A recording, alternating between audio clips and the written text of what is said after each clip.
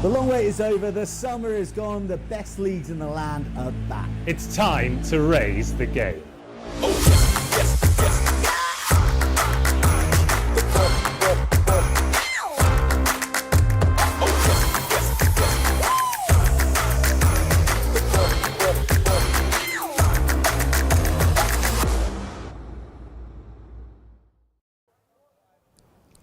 Hello and welcome back to Netball TV. I'm Maisie Davis and today I'm joined with Alex Hyman. Alex, how are we? Very good, thank you, Neve. Happy birthday. Oh, thank you very much. So not only are you co-presenting with me today, but you're also up in commentary. How are you feeling? Yeah, feeling good. I think we've got a really exciting programme coming up for you. It's obviously International Women's Day coming up in a few days, so that's a really exciting thing we've got to look forward to, and we're going to be highlighting some really important people on the show, aren't we? Yeah, definitely. Tonight is a celebration of all women in sport, from athletes to physios to people behind the lens. But we'll get into that a bit later. But before that, you were on comms, you've been doing your research. What can we expect from today's match, Al? Obviously, Cardiff Met Men's v Exeter. Yeah, I mean, it's a really exciting matchup. Obviously, it's an absolutely wonderful day here on Rugby 1. Cardiff Met sitting in 6th, Exeter just above in 5th.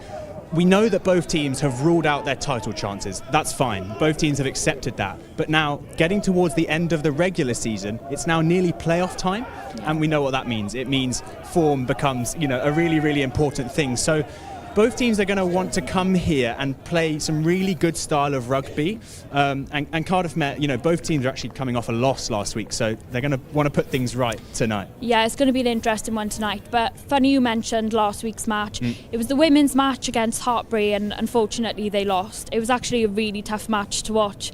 Met were ahead, doing very well, but then actually Hartbury came and they managed to lift a cup, Al. I mean, it was an incredible match. It was actually Cardiff Met who took the lead. Of course, Hartbury knew that they were coming here to win the title. If they got that win, they've clinched it, on this very pitch. And Cardiff Met held them at bay for a good part of that first half. Yeah. But then, Hartbury showed their true colours and came back, and then they clinched the very title, the first women's BUCS Super Rugby title, so congratulations to them.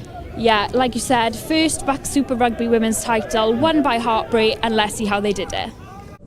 Noswaith a croeso to the final round of the women's BUCS Super Rugby season, as Hartbury aim to claim the league title away to Cardiff Met. Harvey Purnell blows his whistle and gets the final round of this year's Women's BUCS Super Rugby underway.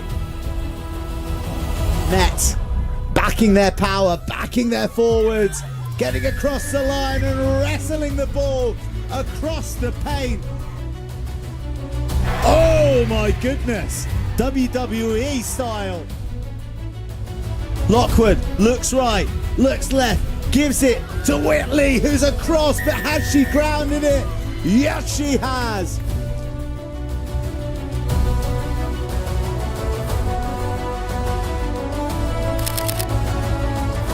It's Caitlin Hubert. Caitlin Hubert looking for the offload, finding Marlowe. Marlowe with one more to Gabby Heelan. And that has to be up there as one of the tries of the season. Hartbury chasing a championship. Met looking ragged defensively. McQueen looking full of running, full of gusto.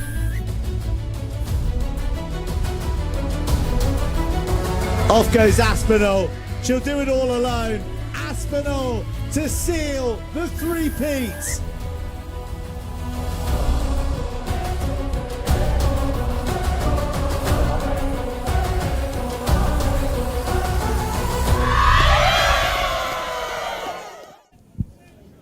Yeah, huge congratulations to Hartbury for clinching the title last week. They're the first ever women's BUCS Super Rugby champion, so an incredible achievement.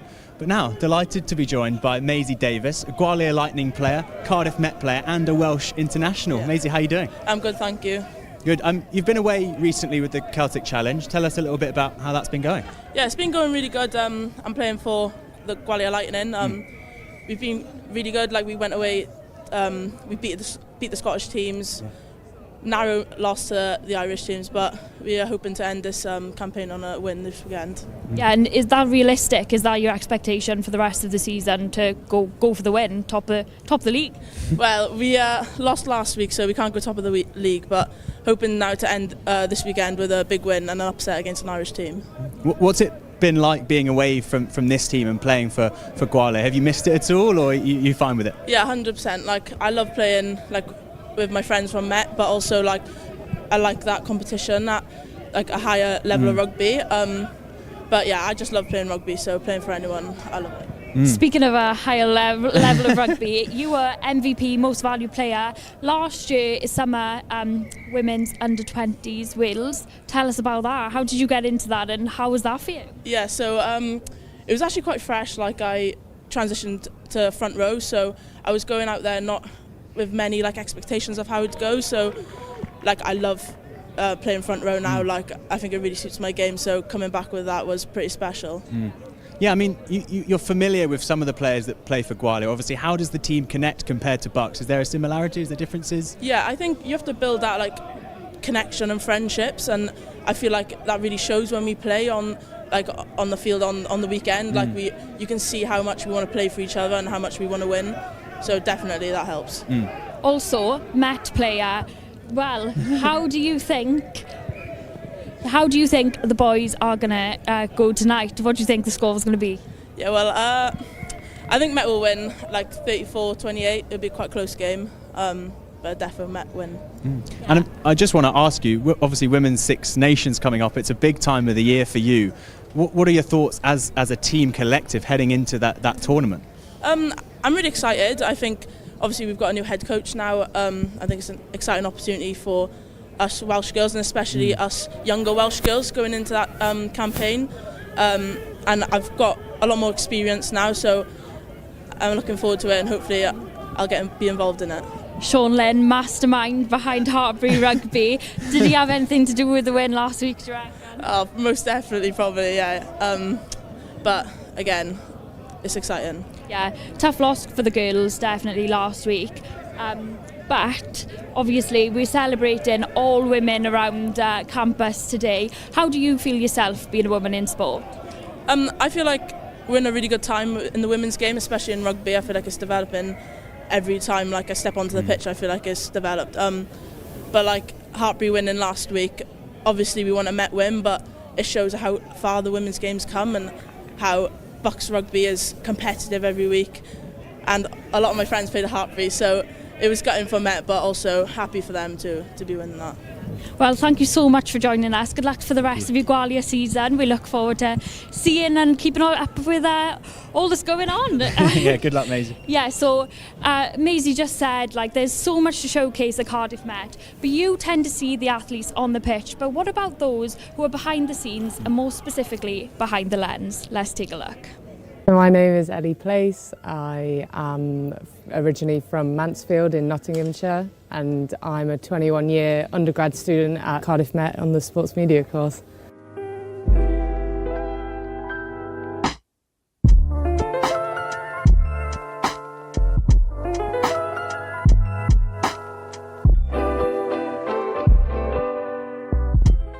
I always loved writing stories as a kid. I didn't really want to do, when I associated sports media, I just thought of journalism, so a sit-down job behind a desk, and that was never something that interested me. So it wasn't until I got here, so I did a different course for my first year, and one of my flatmates, she was doing the sports media course, and after her just telling me what she was doing on a daily basis, what it involved, that really interested me. So I obviously swapped courses and yeah, stuck it out to the third year, so I must be enjoying it. I love the whole being able to capture a moment, obviously being interested in sport and being a sporting person myself, being able to capture those tight moments and feeling part of the moment that they have created, whether that be in winning the league, winning a game that they haven't won in a while, bringing people together, just any of those feelings, like tight moments that you thought, were they going to do it, maybe not, like capturing that in a still photo is just, it's great. It tells such stories, and obviously because I can't physically take part, it makes me still feel like part of the environment and able to just feel like I was part of that experience. Photography is such a massive part of storytelling. Those moments that it captures, you would never be able to get without it. People are able to relive events, both happy and sad ones. It allows you to be creative and push so many different moments and relive so many different moments. It is both audio and visual storytelling is such a major thing within sports and outside of it. Moments, people forget them, like being part of it. You can talk slightly about it, but with age and years and memory, like they sort of go, like you can't remember it specifically. Photos keep that forever, like being able to capture that. It just it allows you to just remember that moment forever. Like, for example, I don't know, the Lionesses winning the Euros, like that was such a big part of sporting history, and being able to see those photos today and keep reliving that moment, it's something special you can't really get in anything else. Yeah, great to hear and learn a little bit more about Ellie there. But now delighted to be joined by Rhiannon Hawker, head of Cardiff Met Athletics, and Ellie Place, star student and star photographer around here on campus. Ellie, what was it like being in front of camera this time around? It was definitely a lot more nerve-wracking than being behind. I feel like you've got the sort of spotlight all on you, everything's sort of looking at you, like, but no, it was good. It was really good. It was nice to be able to sort of give my view, sort of be able to say how much like I appreciate being in this environment. Yeah, definitely. And someone who also works behind the scenes as well, Rhiannon, for those who don't know, tell us a bit about your role and what you actually do in the SU. So I work with Cardiff Met Sport, head of athletics there, so essentially I cover everything from the student side of athletics. I run our performance programme, but I also run the recreational and social side of stuff as well. And then the integration of the community with our facility, because it's a massive community training base because it's got a roof. Yeah, definitely. But today we're talking and showcasing all women in sport, and we know that Cardiff Met and the SU run so many amazing events. There was an archer event that both of you attended a couple of weeks back. Tell us what events like that mean to like women in sport, especially in Cardiff. It's so important because for so long there has been a massive disparity. We really want to make Cardiff Met a centre for women's sport, not just in Wales but throughout the UK, I think, and we're trying to do that through obviously all the sporting participation, both at a performance but at a recreational level as well, and then with awareness events like Arch Her, kind of bringing awareness to the female body within sport, how females can manage themselves in sport, and then the event that we are launching tomorrow, the Lead Hership programme, which is an event run in conjunction with our partners Team Wales, to upskill young female leaders in what has traditionally been quite a male-dominated environment. Yeah, definitely. I feel like campuses like this are male dominated, but for those who don't know, it's all, yeah, Exhibit A behind me there. But for those who don't know, the event is on Kincoid campus. Do you know the details? No worries. Anyway, Kincoid campus, you could Google it. I'm sure it's on Met socials. But what about for you, Ali? You were also there taking pictures of the event. How do you find events like that?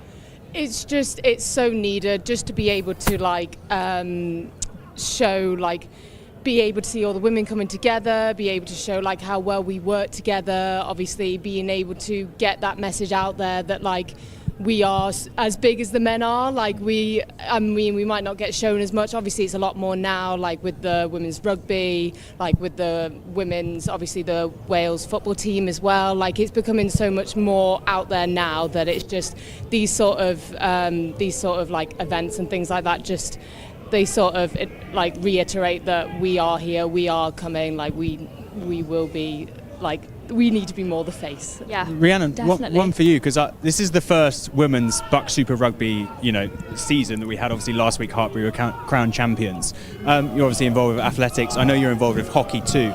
Do you think there's like that widespread sort of improvements across the board in all sports? I do. I think there is definitely still a long way to go, but it's been really noticeable. Again, tennis is a great example where there's started to be parity in the kind of the pay. People are starting to take notice, and there's some real role models in female sport at a performance level that young girls can start to look up to now and think, yeah, like I can be that. You've got if you can't see it, you can't be it. So that's really starting to change. Yeah, I mean, just on that tennis front, I know the WTA have done a massive rebranding and sort of, just showcasing that there's so much narrative around these players that are involved. So, yeah, that was really impressive to see. Yeah, definitely. Now, there is so much that actually goes on around campus, and you take pictures for a lot of the events. Have you noticed a change in recent years with upping of the women's game? Are there more spectators, more girls getting involved? What have you noticed? I think there's a big environment both in the men's and the women's teams, in their sports. I've seen a lot around the rugby, a lot around the football, also the hockey as well. I feel like this campus is very much a women-dominated area, especially with the hockey and things like that. I mean, water polo, they've been doing great as well. Some of the sports I had no idea, lacrosse. Couldn't tell you what it happens, but it's such a great sport to watch. And obviously the women, not long ago there wasn't a team, and it was student ran last year, and they've just sort of took it from there. But it's great to see both atmospheres. They're all so loving, they're so it's such a tight-knit community that you would only really get here on this campus. Yeah, definitely. Well, thank you ever so much, girls, for joining us. Alex, you better get yourself up to comms, because as kick-off nears, it's time to hear a bit about today's match. So we spoke to team manager Amber to get a bit of insight on what's going to kick off later. Your reflections on that match? Oh no, thank you very much for having me. Yeah, of course, Loughborough last week was a tough game. We went up there with an opportunity to give some boys a run out and an opportunity to get some minutes and exposure in BSR, and also allowed us then to prioritise some of our fixtures in the Prem side. But Loughborough, a tough side to beat, so obviously all credit to them, but we'll see what happens in the future. How are you approaching this game against Exeter? Obviously, Exeter's history, they're a really good side. Probably not as strong as they have been in the past, currently in the moment, but that doesn't mean that you should ever underestimate them or give them anything. It's also Lucas Durrell's 50th cap tonight, so he's going to be going after it. So it's going to be tough, but it's a great opportunity for the boys to have another go and build some momentum into the quarterfinal. And I was speaking to Tom Cole earlier. He mentioned, of course, the weekend's big match there. That's impacted the selections that have been made today, I understand. So I think at the moment for us, obviously the start of the year, building into the start of the season, and we're competing on two fronts. So obviously getting promoted into the Premiership last year was really important for us. It's something where we want to stay and where we want to challenge and play some good rugby. So we have to make sure at times that we're prioritising that. Obviously aspirationally we want to be competing on both fronts, so that's where we're working towards, and to do so we have to stay in the Premiership. So some of the boys are putting on the jersey on a Saturday, and some of them are putting it on tonight, but hopefully we've got a strong squad and some boys coming through the ranks. It'll be a good test for all of them. And the last one, we know Met are playoff bound, the only Welsh side to be playoff bound in BUCS. You look like you're going to be facing Bath away. Have you kind of got one eye on that fixture already, prepping the boys for the quarter-final? I think you've always got to look towards what it is you're working for. I mean, quarter-final to us was a goal at the end of the year, at the start of the year, not the end. So that probably comes into the background, and I think that's why last week's fixtures, the boys playing on Saturday, they're really important. We want to build some momentum, get some good minutes in the boys, and see where we get to. And we might be planning for Bath, but we'll see what happens when we get there. So. There you go, a lovely insight from Amber there. But someone else who's really good at giving insights is Met rugby expert Sam Jones. Sam, how are we? Oh, thanks for the great introduction. I'm good, thank you. How are you? You deserve it, I'm good. Up on comms today, so I'm sure you've been doing a bit of research about today's match. What can we expect from the boys today? Yeah, absolutely. I mean, the sun's gone in now, but great Sun of Rugby 1 today. Yeah. Two exciting teams, and yeah, this is going to be a really interesting game. No, definitely. So, defending champions Exeter, but actually Met drew their last match last week 31-all, but when Exeter played Leeds Beckett, they actually lost. So do you think Met are going to go in with a bit of confidence tonight? Yeah, I definitely think there'll be some confidence with a draw, but I mean, you can't count out a team like Exeter. They're reigning champions for a reason, and that pedigree doesn't just disappear, so they will definitely still have that fight in them tonight. Yeah, well, we haven't got long left. It's about to kick off, and can't wait to hear your commentary. I'll be listening out. But thanks for joining me, Sam. No, thank you very much. There you go, and look out because Sam's coming up. So I'm going to hand you over to Sam and Alex. Yeah, thank you, Neve. Welcome to round 17 of the 2024-25 BUCS Super Rugby season. Over the last few days, it's just been wonderful weather out here in the Welsh capital, and that means that this pitch is in just fine condition for this match tonight, as Cardiff Met hosts Exeter in a battle between 5th and 6th place. The home team, Cardiff Met, are no longer in contention for a top 4 finish. However, they'll be eager to finish the regular season on a high to try and match or better last year's season 6th place finish. In regards to Exeter, they do still have a chance of that top 4 finish. So the Archers, here we go. They show 7 changes from last week's defeat away to Loughborough. Starting at hooker is Dom, now excuse me if I get this name wrong, but Manasateva. Sam will help me with that in a little bit. But yes, he is in the starting lineup, and at tight head is Tom Pritchard. Gethin Cannon moves to number 4 in the second row, whilst also picking up the captain's armband. Congratulations to him. In the backs, Harry Rice starts at scrum half, and a return to BSR Rugby for a certain Vikas Maya at number 10. Of course, he's been off on international duty. And finally, Jack Statton moves into 13.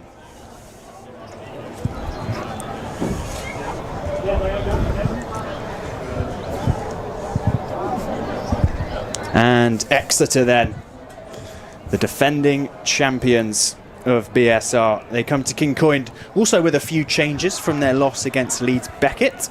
At tight head, Tupeni Ralligavau enters the starting 15 in replace of Jamie Miller. Tom Gully also starts in the front row alongside Rob Gaffin. And Joe Bailey and Charlie Bull are in the second row, supported by Captain Fantastic Lucas Dorrell, who earns his 50th cap. Huge congratulations to him for that feat. Jack Forsyth tying up the forwards is Seb Driscoll at number 8. And in the backs, Freddie Skinner and Benji Mills remain in the starting lineup. Woody Pugh and Zach Wimbush link up in the centres. And Noah Fenton and Ollie Meyer, who makes his first team debut, start out wide for the men in green.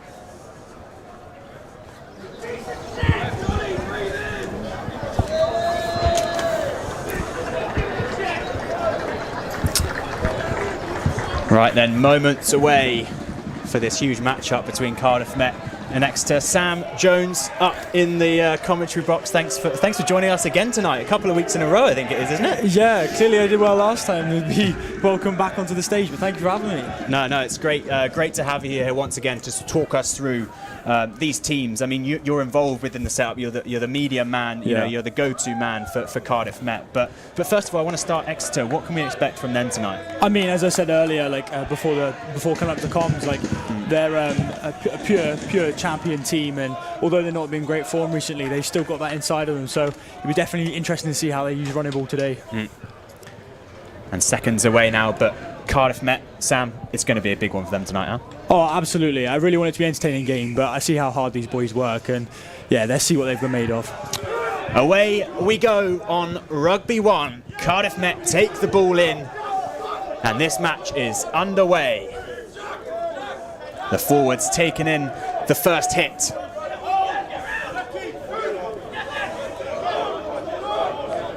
Yeah, Cardiff Met just setting themselves, going up for the box kick, the first of the evening. I saw plenty of those in the past few matches. Oh. Sam, that's a huge hit, Sam. Massive hit from Liam Jones. Hopefully there's more of them tonight. Oh, another big hit. One after the other. I mean, what a start here on Rugby 1. First it was Liam Jones. But Hartbury now have secured the ball. And it's Exeter now. Slip of the tongue. Hartbury on my mind, given all that women's chat earlier on, but has it been stolen back now? With the confusion of the names, it seems the ball's been changed over. Confusion everywhere, but Cardiff Met. Oh, and it's back. Oh, cut chance for Exeter now. both teams just trying to settle themselves early on, because this game so far has been very, very back and forth. Joe Bailey takes it in for Exeter, and out it goes into the backs for pretty much the first time. Whoa, another big hit. Woody Pugh taking one to the belly there. Yeah, and then Cardiff Met just pulled up for that one, Sam. Yeah, it's probably a fair decision to be fair, but this opening 3 minutes now is clearly showing this Met team route to play, because there's some big hits being thrown in there. Do you think that's important starting out in a match like this, that you tell your opponents that you're here? You know, you're here for the big hits. You're here for those fights early on. Absolutely, and I'm sure Exeter will love having that kind of reception from Met on home turf. But yeah, absolutely, you've got to set the intentions well, because you can't go into a game working slowly. But as we see here, yeah, the big hits are definitely coming in early. Wait, look at that first one. Goodness me. Incredible physicality from this Met team so far. And it was a decent kick by Exeter to kick to touch. Surprised that they've gone for the touch there, or do you think they would have liked to get early points? As we've seen quite early doors, I think they're going to their forward pack. So yeah, it looks like they'll probably use a little set play there at the front. Clearly they've worked on it in their training ground, so we might see that more often in the game today. Yeah. As you said, Sam, into the forwards they go for those last two phases, but now potentially they're spreading themselves a little bit further out wide on this near side. Lucas Dorrell, the captain, goes into contact, but again the physicality from Cardiff Met. Charlie Bell out to Seb Driscoll now. Cardiff Met look a bit stretched on this near side. Exeter take it the other way, trying to catch them off guard a little bit.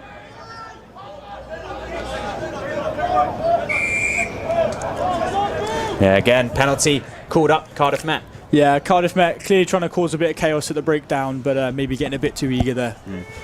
Yeah, and there we go, Sam. Exeter call for the posts, and they'll be looking to get this early sort of lead on the scoreboard. Yeah, I mean, that's a fair decision. We saw their line-out be used just a minute ago, but clearly now they've gone, let's go for the points, let's get some points on the board, and yeah, as you said, set those intentions well. I mean, we were mentioning just how wonderful these conditions are for kicking, from a kicking perspective. That's just glorious, isn't it? Oh, absolutely, yeah. Dry ball, barely any wind here in Rugby 1, and yeah, I'm sure Exeter's 10 will be loving his duty right now.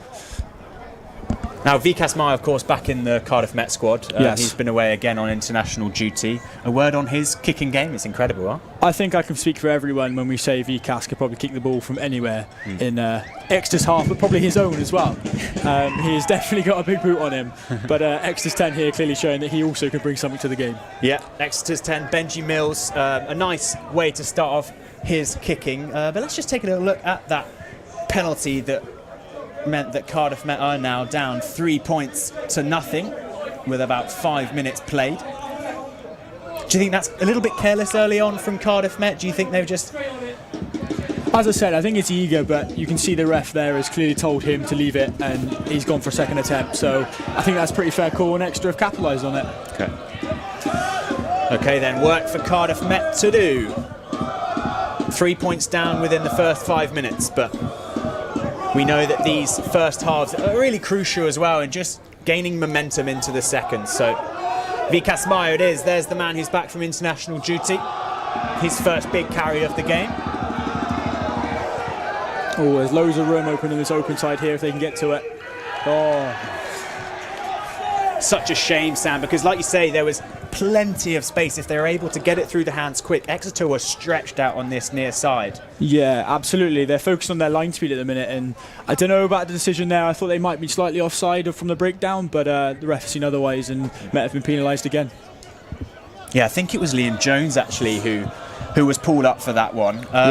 You know, he's been involved in the London Irish Academy. He scored actually earlier this season against Hartpury, so he's been in good form. So one to watch out for, the number 6, just getting a little bit of treatment over there. Yeah, no, absolutely. Liam loves the tackle, he loves the contact, and although he's getting treatment now, he won't be coming off anytime soon, hopefully. Yeah. No commentator's curse, touch wood. He's a tough cookie. All right, so Exeter take back possession. And Rob Gaffin in the number 2 shirt for the green and white tonight. Yeah, the ref just urging them on to get play going. Craig Evans, the referee for tonight, supported by Carwyn and Jack Davies on the sideline. And here we go then, Exeter booming into that first challenge, blimey. And once again, the 13 for Exeter, Zach Wimbush into contact. Looking good with ball in hand now are Exeter. Number 10 just failing to complete that pass, and yeah, Cardiff Met managed to find a way just to hold that Exeter attack. Yeah, absolutely. In defence, Cardiff Met holding strong at the minute, giving Exeter some challenge. But yeah, Exeter are definitely firing those hard lines from even their 13, and yeah, they're piercing that defence. But yeah, we hold on. Cardiff Met hold on one more time. Exeter, despite that mishap and that missed pass, I mean, they're looking dangerous with ball in hand, especially when they get it out, quickly. Oh, absolutely. I mean, I spoke about in the first couple of minutes that their forward pack looked promising, but when you have a man mounted like Zach Wimbush at 13, you'd be stupid not to use him. Yeah. I mean, he was huge. I saw him warming up just down there, a few minutes ago when I was down in the studio with Neve, and he's a sight. He is a beast. Yeah, absolutely. I mean, I think he showed there with the carries that they're probably using more than once tonight, and I'm sure when he gets open ground as well, he'll show that he's got some speed to him. But hopefully Cardiff Met can hold on to him a little bit longer. Yeah, absolutely.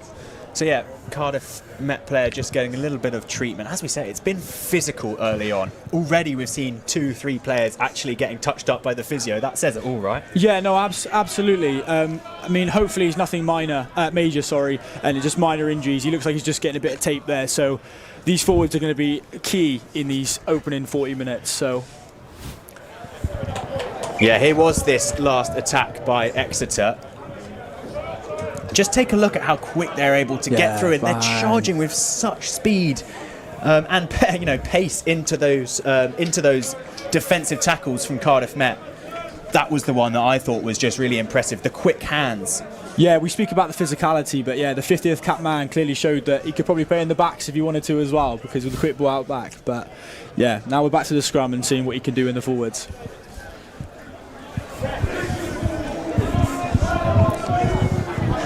And then Cardiff Met get the ball out of the scrum, and it's an early challenge from Exeter.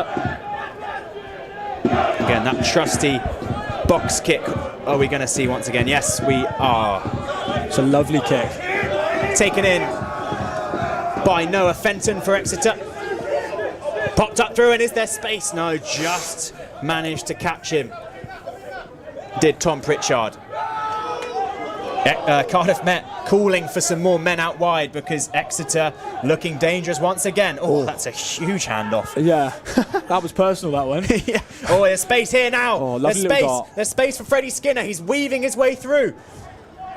Very, very important challenge. 15 for Exeter out wide. That's a very, very good handoff. And are they over the line? Exeter are. The first score of the night goes to the men in green. Impressive once again with the backs, Sam. I'm waiting for this replay because that was an absolutely outrageous offload. As we saw a little bit, at the end of last year with Australia here, like Len Ikitau and his offload, he's clearly been taking a bit of inspiration there because this was outrageous. Yeah, I mean, it was this first run from Freddie Skinner that was really, really impressive. I know he spoke a little bit after the Leeds-Beckett game about how he was hoping to bounce back from that, and then there was the offload. Whoa. Sam, how tough is that to do? Oh, I'm sure he's probably practiced that many, many times on the training field, but the coach is probably shouting him to use it more often. But yeah, as Cardiff Met defence there, I don't know how you stop that. Yeah, Jed Findley, congratulations, because that was some pass to assist that try. Yeah, I give that 2 weeks and that's in the highlight reel somewhere. And can they maximise that try? No, they can't. It's tumbled into that right post. The Cardiff Met defence extending to the post. Yeah. Why not have that 16th man? Oh, absolutely, absolutely. Well, should it be the 17th? The ultras are the 16th man, Oh, aren't absolutely. Everyone in that crowd right now will be cheering him on, and definitely 16 all the way to probably 70 by the time you count every single supporter in there. But so 8-0.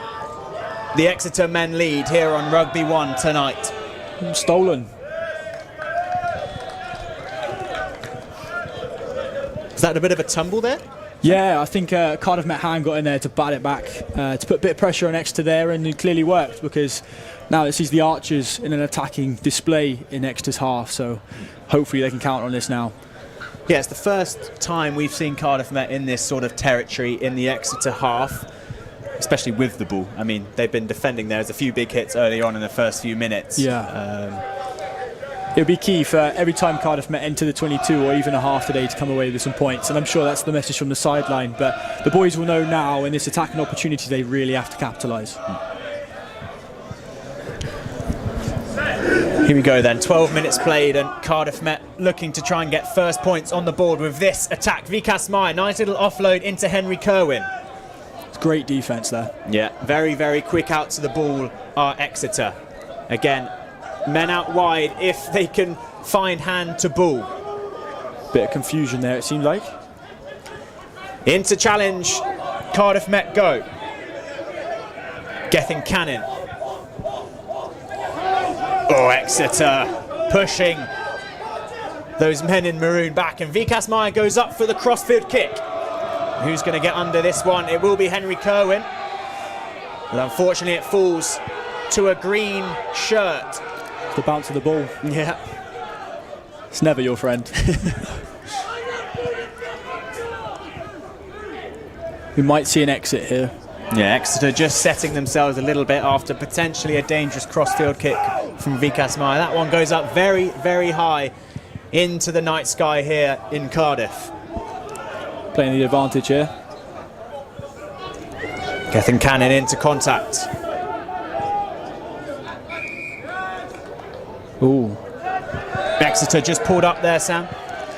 If I was Cardiff Met now, and as I said about BUCS Meyer's boot, I'd probably look for the posts. He's more than capable of doing it, especially in the great conditions we have tonight, but I wonder, oh no, it looks like he's going to the corner. How difficult is it, do you think, for him coming back into the BSR squad? Obviously, he's been away last week. He was playing against Germany for his home country, the Netherlands. Do you think it's a tough adjustment, or do you think he actually, comes back in quite, with ease? I mean, I'm sure.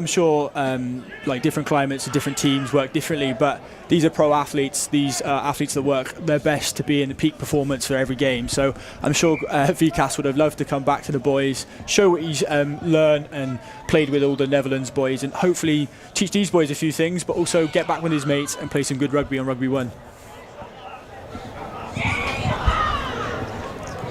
Yeah, he's put in a lovely kick there, metres from that try line. Really, really impressive kick, and he's set his team up well for this attack.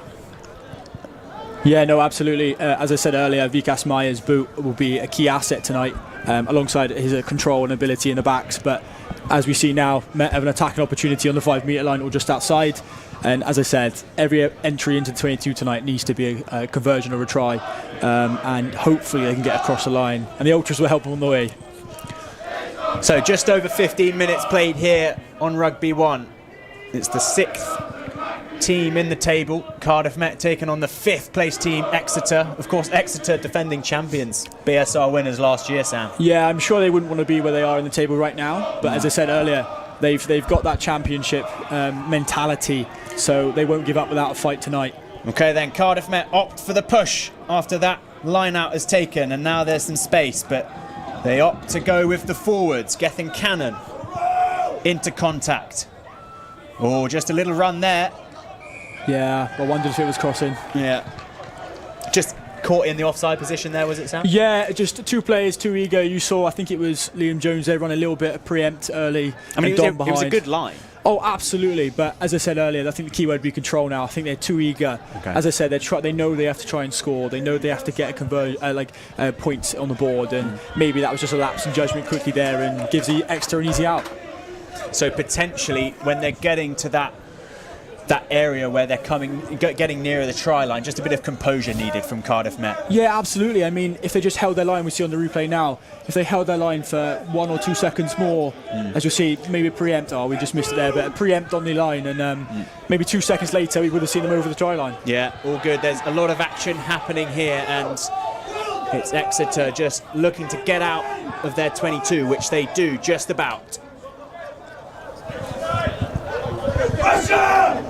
Freddie Skinner with the box kick into a very central position for Tian Evans to pick up for Cardiff Met. Henry Kerwin into contact now. Very good support from the men in maroon. That Vikas Meyer just letting go of that pass and didn't quite hit the target he was hoping for. Yeah, it's just a bit loose. I mean, you've got Exeter shooting up in defence, and that long ball maybe is just putting it a bit too risky, and you've got players dropping back wondering where it's going, and yeah, maybe that was a lapse in communication. I mean, I'm not down there and I'm sure the boys will say differently, but yeah, Exeter right now are putting a lot of pressure and it's showing.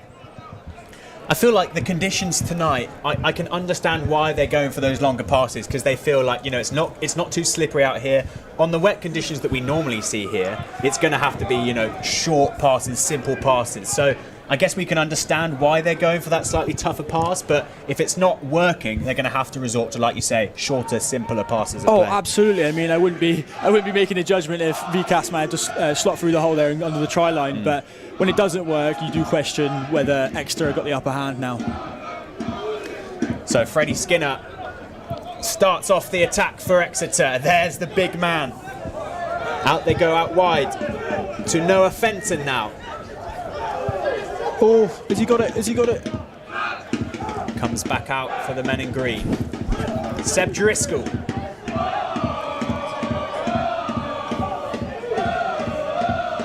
Important times here for Cardiff Met. They can't be going down another try within 20 minutes.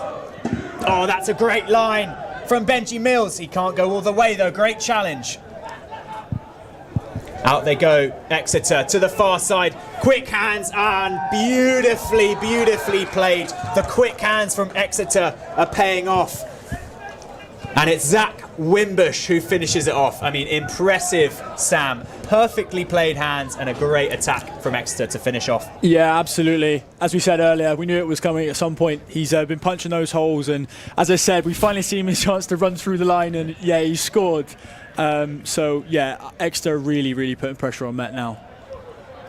We mentioned Zach Wimbush. Let's just have a look at how impressive that finish was. There it was. I mean, actually, I'd say it was impressive. He was made pretty easy for him by his team, wasn't it? He still had to put the ball down. I'm sure he'll tell everyone that tomorrow. But yeah, simple hands down to the line, and as we saw, into the corner to give him another score. Yeah, Exeter playing really well as a team. We've pointed out a few individual characters that have played a really important part so far in this match, but collectively they've been so good. Oh, absolutely. Up front at the minute, they look to just be punching those holes. There was a gap around the breakdown, and they've adapted and gone through. And yeah, we saw score in the corner. Can they maximise that try? Has it got the legs? It has indeed. It's got the juice. That's a lovely kick. Benji Mills with the conversion kick. A really, really impressive conversion, that one. And that only bodes well for the rest of this match. Yeah, although it was an easy try, that wasn't an easy kick.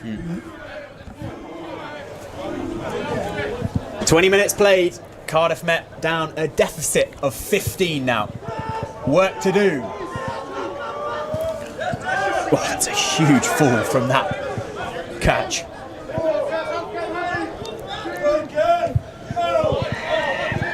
The kick goes up. Taken in by Tian Evans. There's space up on the open side if they can get to it on the wings. And in the backfield. Into contact now, just settling, but again the ball's lost. And it seems that the ref has just pulled Exeter up there. Yeah, I think he said it was ripped in the tackle, but just gone forward. So Exeter, although they have that edge in defence, they seem to just force that mistake there, which I think is a lucky escape for Cardiff Met.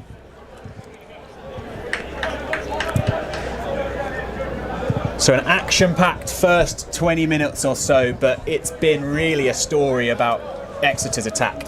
Yeah, as we spoke about setting those foundations early on, I think Cardiff Met have, but as we said, lack of control in certain areas, missed passes and stuff like that, just give Exeter that upper hand, and now sees them 15-0 up on the board and in a promising position in the game. So Cardiff Met need to keep going now, get that attacking edge back and keep the fight up. Here we go then, Vikas Meyer looking to kick into some territory, but it's taken in nicely by Jed Finley, and he sends it straight back to the Dutch international. Slightly low one, kick tennis. Bounce of the ball is never your friend. I've said it once, I'll say it again. Henry Cohen takes it in now. Will they look? No, they'll put boot to ball once again, and that's gone out. So yeah, an interesting little bit of tennis there. Yeah, a bit of dominance up the field, trying to get that upper hand, and I think Cardiff Met might have just edged their way into the upper hand there, winning that kick tennis race, as we said.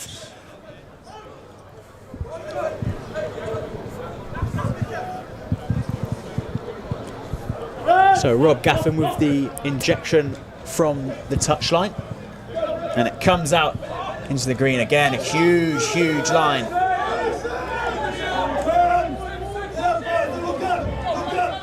Will Exeter look to go through the hands once again? It's been serving them well so far, but no, they go for the kick. Oh, there could be some danger here. Here we go then, Tian Evans. Nice little kick through, but it's collected by a green shirt. Cardiff Met now need to capitalise on this. They can play the advantage. Can they catch the green? Slightly off guard. Exeter have set a little better now. Oh, there's a slight tap down there in the tackle. A little bit all over the place. I mean, it seems like it's going from one end to the other, and then, you know, a green shirt is dropping it, then a maroon shirt is dropping it. Slightly all over the place at the moment, Sam. Would it be fair to say? Yeah, we said it pre-game. These two teams are next to each other in the table. Although reigning champions Exeter, they haven't been on great form recently, and as we're seeing now, both teams are going head-to-head. No matter what the score is on the scoreline, Cardiff Met aren't giving up, and Exeter certainly aren't giving up. So yeah, they've really come to blows right now. I mean, you know, we're in round 17 of BUCS Super Rugby now. One more round before we head into the playoff stages. They've had a lot of time to get together as a team, you know, to build themselves into good form. Do they feel, you know, you've been in and around the camp, do they feel like they are in good form at the moment? What's the general consensus? You can always focus on the score lines and obviously the table position. The boys will always be aware of. Oh, I'm going to stop talking for a minute. Space here. Henry Kerwin got lots of space down in this far right side. Sorry to cut you off, Sam. No, it's okay. But it's taken into touch, and that's what they want to get more of, is more space on that side so Henry can use his pace, because we've seen him score so often this season in those corners where he's taken a defender on and he's beaten them. Oh, absolutely. We're very lucky to have Henry Kerwin, Sevens talent, using the 15s game here at Cardiff Met. We've seen him on the international stage, the Sevens circuit, running his stuff, and he knows where put his foot to the floor and run fast, and we just need to be able to adapt that tonight. I feel like he's someone who would perform very well in a combine. You know, he's got a lot of physical talent about him. He's quick, he's strong, you know. I'm sure he'll love you for saying that as well. But yeah, it'd be interesting to see what he would do in a different sport. And we can't say it hasn't been done before by a Welshman. So no. We will soon see. Yeah, wonderfully important character to think about. You know, is that man? So yeah, it's interesting. It is indeed.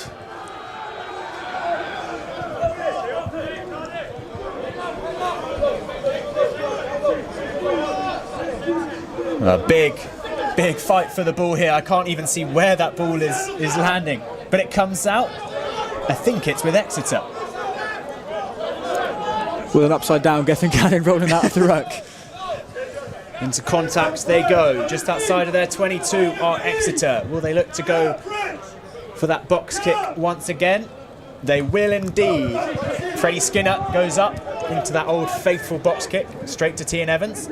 He's just assessing his option and does kick it straight back into that very, very same place that we saw pretty much that same passage of play happen just a few minutes ago, where actually Cardiff Met looked to just try and get a bit of territory. Yeah, no, absolutely. I'm sure he probably wanted that to be a bit further, but it's all about that kicking game, getting that dominance, going up with the pitch. I'm sure they just wanted to get the ball out. Now we can reset the line out and put pressure on their own 22. It's all about applying that pressure and forcing that mistake. Okay, a good, strong line out from Exeter. And a good line.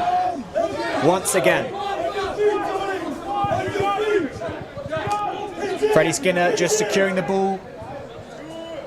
And up it goes once again. This time it will be Henry Cohen under the ball to catch. And he's slightly just come round the side of that ball, and that hasn't gone much distance at all, has it? Yeah, as I said before, Cardiff Met winning the kicking game. I think Exeter, as you can see, we've slightly gone up the pitch from the kick tennis game, and Exeter now on the upper hand. I mean, who do you think it favours the kicking game out of these two sides? Is there a particular style of play that kicking game suits? I mean, obviously, I see it from a Cardiff Met point of view, and when you have a BUCS Meyer who has a missile for a foot, he can certainly use that, and it will favour Cardiff Met. However, we've seen from Exeter that with the conversions from tight angles and the kicking game, that they can do that as well. So, yeah, well, and from the box kick, we've seen that numerous times. So, yeah, I wouldn't say it favours too many teams, but it's definitely a tactic they've deployed tonight.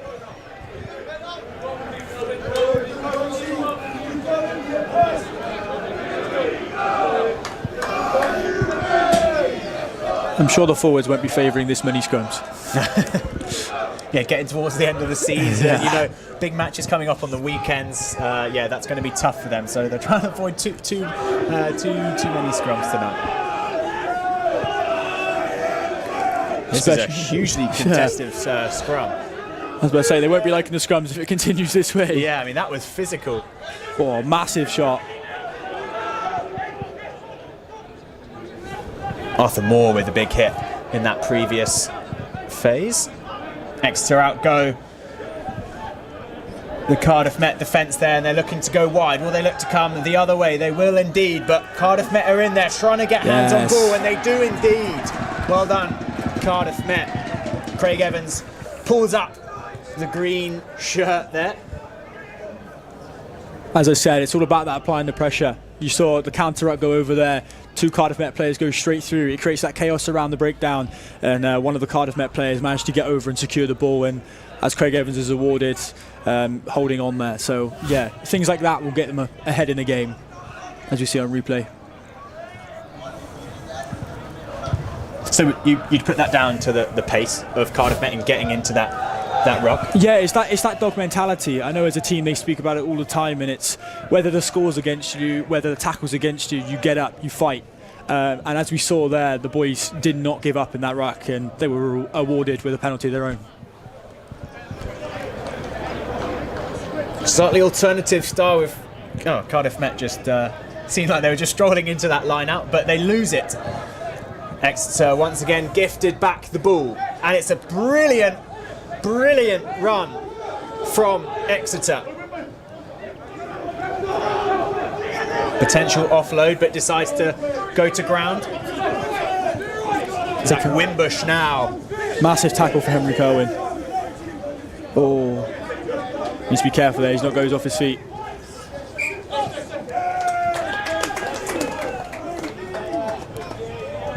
A little bit of afters, but Exeter pulled up for that one. Sam, what was that all about? I think the ref gave a forward pass there, and again it came from that man. I think it was Liam Jones. He shot out the line, make that hit. Whether he makes that hit immediately when the ball comes, but it makes that Exeter player think, oh, you've got a big player like Liam Jones come in, you must get the ball away, and forces a mistake like it has.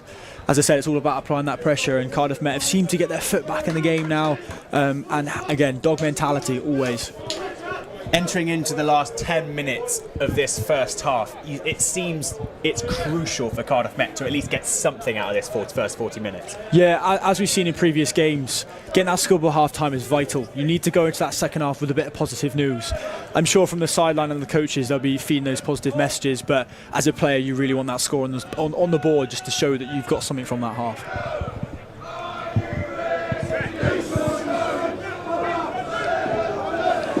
Another brutal scrum. Yeah, fierce scrum. once again, and out it goes to BUCS Maya, who once again opts for that kicking game. That's a much better one though, and it's taken in by a Met player, and are they going to score in the corner? Cardiff Met are through. All set up by that kick from BUCS Maya and taken full advantage of, and I can't quite see who it was who got over the line. I think it might have been Chris Johnson. Yeah, I'll be honest, I was just mesmerised by the offload. As we see on the replay, you might be able to see who it was. I think it might have been Toby Locke. That had, it seemed, a lot more height on it. Just allowed the Cardiff Met winger there to get underneath it. Look at that. Whoa. Oh, it's Ollie Mile. Toby Locke. Toby Locke. You were right. Toby Locke, I was right. I had that inkling that it was him, but he was lurking and waiting for that offload. And yet again, I mentioned the name Len Flicky Tau one more time because clearly Jack Staton took a bit of inspiration from Exeter early on and created an absolute masterpiece for himself. Well, while I continued to get teams mixed up, BUCS Maya aims to convert this try. Silence from the ultras. As BUCS Maya goes for goal and gets it. That trusty foot of his pays off once again. They're on the board, Cardiff Met. As I said, vital. That score, almost like they heard me say it, it's vital for this half. Hopefully one more. Plenty of time left in this half for them to get another score on the board. But yeah, that was very, very important.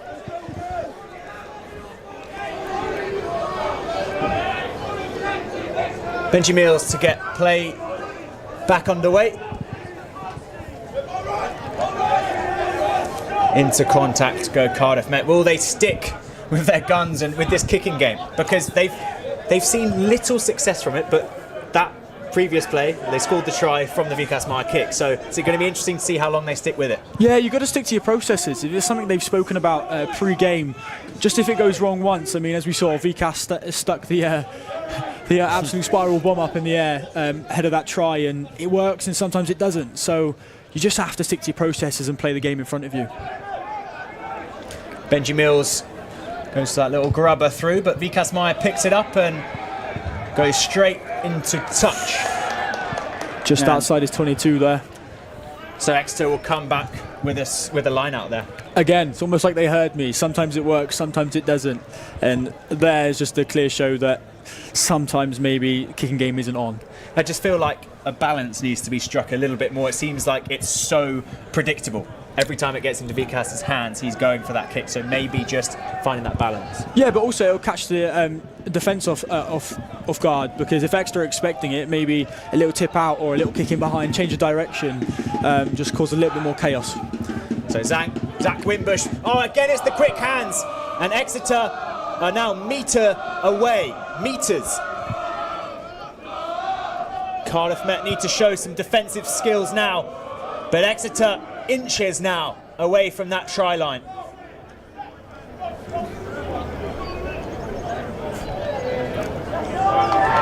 Yeah, and Exeter are over. They get another try here on Rugby 1, and it's such a shame because Cardiff Met got themselves back within touching distance, and Exeter just extend their lead straight away. Yeah, that's probably not what they needed right now. That momentum's now kind of been slowed down a little bit more than what Cardiff Met probably hoped to, but you can't fault the try. Yeah, let's take a little look, because they were nearly in on that near side, but Cardiff Met showing some good defensive skills, but then Exeter just using their powerful forwards there, you know, the likes of Tom Gully, Joe Bailey. Yeah. You know, they're strong lads, and you know, they got the better of the Cardiff Met forwards there. Yeah, just wriggling it over. You can't stop them from 5 metres out. Bit of an easier kick for Exeter now. Yeah, he's seen some tougher ones today compared to this one. Oh. Yeah, he's curved it in. Very, very nice from Benji Mills.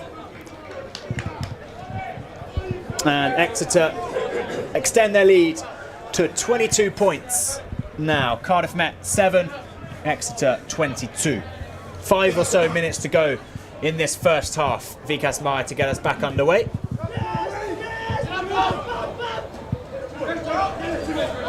Yes, screams of yes, yes, mine, mine from the men in green, and taken really, really securely.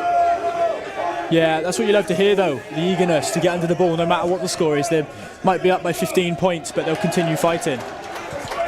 Yeah, again, Exeter just held up there, so Cardiff Met managed to get that penalty gone their way. Yeah, what's good to hear there is no matter what the score is, what mistakes they make, they're celebrating every little victory. And you hear it from the sideline below us, but also you hear it on the field from certain leaders, but the whole team as well. Just small victories, going forward in the game, keeping that momentum. Don't think about the scoreline, think about what's happening next job.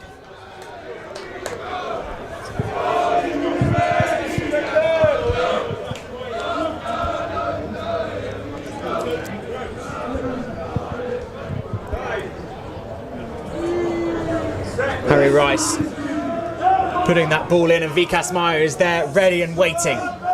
He opts to go through the hands this time. Oh, it's just spilled forward by Cardiff Met, and now Exeter back with the ball. And that is a great kick. Yeah, they kicked to touch. That was very, very impressive. It almost seemed like he was kicked that ball as he was moving backwards still. Yes, but an absolute great clearance. And yet again, Cardiff Met just find themselves working backwards and not being able to put a foothold in the game. It does seem to me that when it does go through the hands, which I like to see, I think it looks a little bit more secure, but in saying that, it doesn't look as secure as when Exeter do it. Yeah, again, it might just come down to the boys acknowledging the scoreline or feeling it in the game.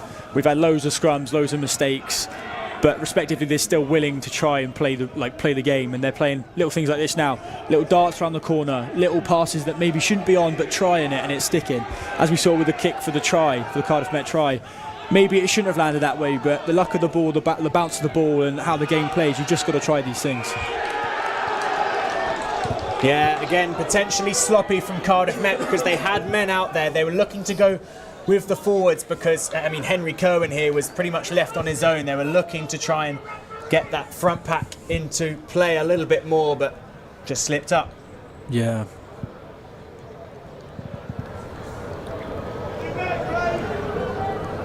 So a halfway line kick for Benji Mills, and it goes right into the fans on the Cardiff Met 22.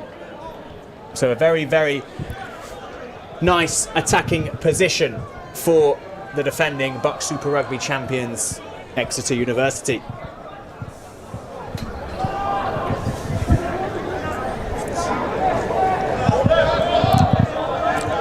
Well held from the Cardiff Met defence, but out it goes. Zach Wimbush into that contact. Whoa. That's a good challenge from BUCS Maya. Charlie Bell now for Exeter. Just spilt forward. Loads of space, but who's chasing?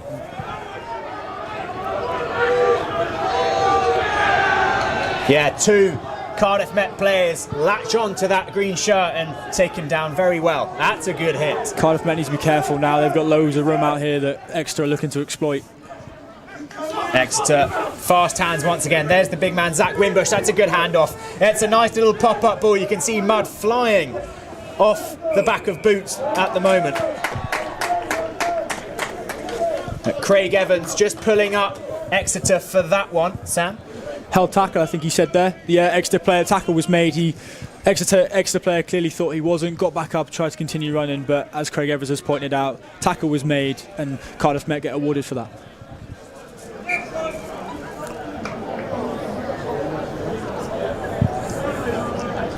Yeah, so closing final couple of minutes now in this first half.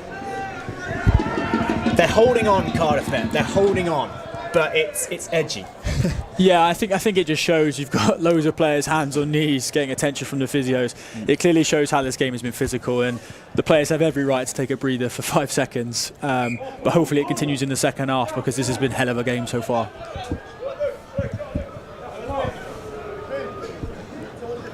Again, like we said about 10 minutes ago, it feels like Cardiff Met just need another score, just to keep themselves a little bit closer to Exeter. And it hasn't gone out. Vikas Maya unable to put that kick into touch, and it goes straight into the hands of a green shirt who kick it back to the Dutch international. And up it goes, very, very close to us in the commentary box. Doesn't quite catch us. You can hear the frustrations in Vikas' voice there as he saw it go out to touch. They're trying to exploit this Exeter defence, and yeah, there's little mistakes there. They're trying to force it maybe a bit too much, but it will come. It will come. They're just got to keep going. They've got to keep sticking to their processes and try and hold on to Exeter. Cardiff Met calling for men because Exeter are looking like they're going to pounce. But the work was done there in the breakdown. Gethin Cannon, I think it was. I think it was Max Surrey, actually. Oh, Max Surrey. Yeah. Both of them working together on that one, or was that? Absolutely, all absolutely. I'm sure Max Surrey would be very proud of that one, getting the boys out of a bit of trouble there. But yeah, clamping onto that ball, making sure it doesn't go, and Craig Evans yet again awarding the boys and the ball going out on this one, which is just about. The Exeter lad did almost insane acrobatic to try and keep that ball in play, but yeah, doesn't quite manage to do it. Can't fault the commitment. No.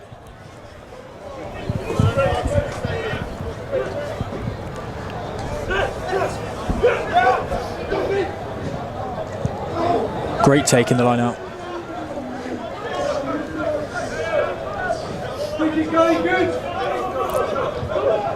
Chris Johnson with a big hit into contact. Out they go. Potentially space for Cardiff Met. Taken down by a green shirt. They've got men out here to Cardiff Met. Out the other way they go. Nice little line from Harry Rice, I think it was.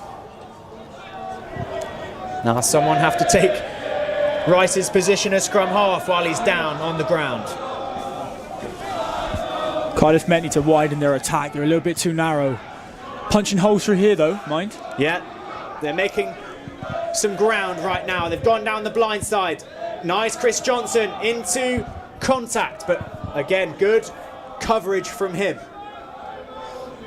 I'm just watching Henry Cohen on this near side near us. He spotted a bit of space and he's hugging this touchline. Henry Cohen is screaming for it out here, but the forwards still really making great ground.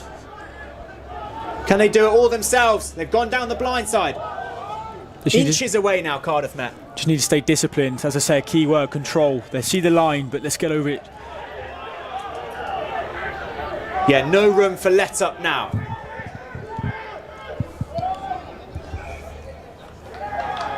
And from a Cardiff Met perspective, you hate to see that. You do. They probably wanted to try there, but I think the ref's given a scrum to us as the ball wasn't playable. So, in fact, they might actually use the reset to then go out wide. And as I said, Henry Cohen's been hugging this touchline and screaming for it for dear life. So maybe the forwards might take the breather for the minute and let the backs play with the ball a little bit more. I was going to say that, like you said, they might actually benefit from that reset. They've got a little bit more space. I think Gareth Baber there just going through his thoughts and thinking how Cardiff Met are going to work their way through this one. Yeah, no, absolutely. But as you said, the scrum now allowing the boys to set. They've got man on ball in the backs. You've got big carriers like Chris Johnson and Jack Statton in the centres. Can they pierce that hole? They really need it before half-time.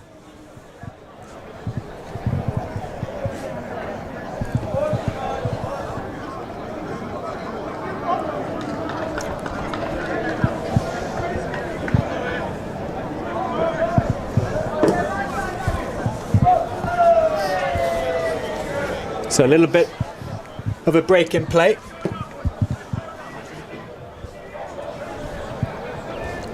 Time, as we said, for Cardiff Met to reset and potentially help them in this attack. Again, Henry Kerwin's hugging this near touchline. He's really, really stretching this Exeter defence, which might leave some holes in the middle.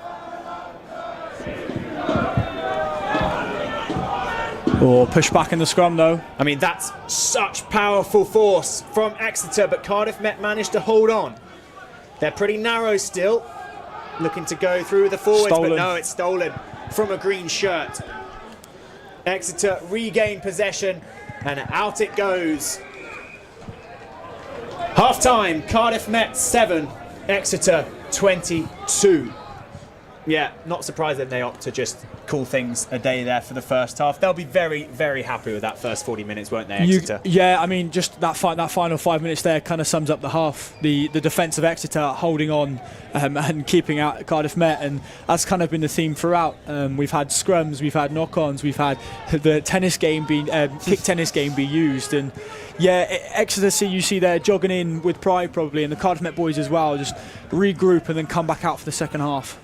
I mean, I've spoken a bit with Tom Coles in the last few weeks, obviously the BUCS coach for Cardiff Met. Do you think he'll think that actually this is where we can change the game around with our backs, or do you think it will actually be the forwards that can make the difference for this second half? I mean, I think we've seen here, like from Exeter and both from Met, I mean, Exeter's 13, he is a back, but he's playing as a forward, he's running the hard lines, he's piercing those holes. So for Cardiff Met, I'm sure with the centres, they do exactly the same, and I'm sure Tom Cole would be eager for them to showcase the talent they have because they're talented rugby players. But it depends how the game plan goes, and we'll see in the second half if they can get that ball into Henry Kerwin, Toby Lock, the try scorer, and yeah, really start to cause chaos for Exeter this time. Final thoughts, Sam, from you as the Ultras come onto the pitch. Final thoughts and your best play of the first half. Oh, definitely, I've got to give a shout out to both of the offloads. Absolutely outrageous pieces of skill, and as I said, like the ball's going to be thrown around. Sorry, I'm just seeing the Ultras giving their best jockey impressions, but I think the talent was more shown with the offloads than what I'm seeing right now. But yeah, no, definitely those offloads. Yeah. You can't teach that. That is pure skill. Very good. Well, half-time here on Rugby 1. Now, last week we had a professional tennis event happening on campus. It was the UTR Pro Tennis Tournament. Lots of world-ranked players headed to the Welsh capital. Let's take a look at one player in particular who stood out. Tennis isn't made out to be the sport where you're going to be nice and be successful. I have to separate like who I am from what I do. I mean, one of the biggest like learning curves for me, I played Sinner in juniors. I think that's helped me as a player. Fun fact about me, if you want to know that. You're known around the circuit as the nice guy of tennis, right? Okay, yeah. So first of all, that must make you feel good about yourself. Yeah. I mean, I try and be nice to everyone around, you know, and I think that's just the way I was brought up, was just to be a nice, person. But yeah. Tennis isn't made out to be the sport where you're going to be nice and be successful. Yeah. How do you manage to be that fierce competitor on court? Yeah, I think it's something that, like, as I've grown up through tennis, I've realised that I have to separate like who I am from what I do, and it's like been quite a long journey because especially like in juniors, I was always like trying to play nice and be respectful, and then I think as kind of growing up, you realise that like you can't always be like that. But yeah, it started to just be a bit more relentless and not let people off, and I think that's helped me as a player. I mean, one of the biggest like learning curves for me, I played Sinner in juniors. I played him a couple of times, and seeing his game, he had this dedication to taking the ball early and hitting big, and he didn't care about results. And then he's world number one, and we've had very different paths. I think that's something that I'm now only kind of realizing, is that playing the right way is a good thing, and the results long term, will get better, and it doesn't matter about how well you do now, as long as you're getting better as a tennis player, because it'll catch up. You spent some time at Moratoglu Academy? Yeah, spent about 3 years there. I think it's very easy at that age to kind of go down a dumb route and get caught up with being young, and so yeah, it was a very professional environment, and I got taught how to act like a professional very early. Patrick, I mean, we had a little bit of time. I did a bit with Serena before her French, I want to say like 2017 or 18.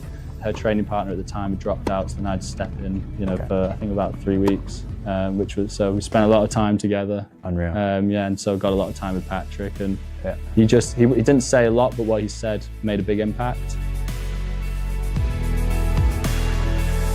Warmed up Djokovic for the semi-finals, but then before that, one of the days was like with Monfils, Dimitrov, Holger Rune, Tsitsipas, Paolo Badoza.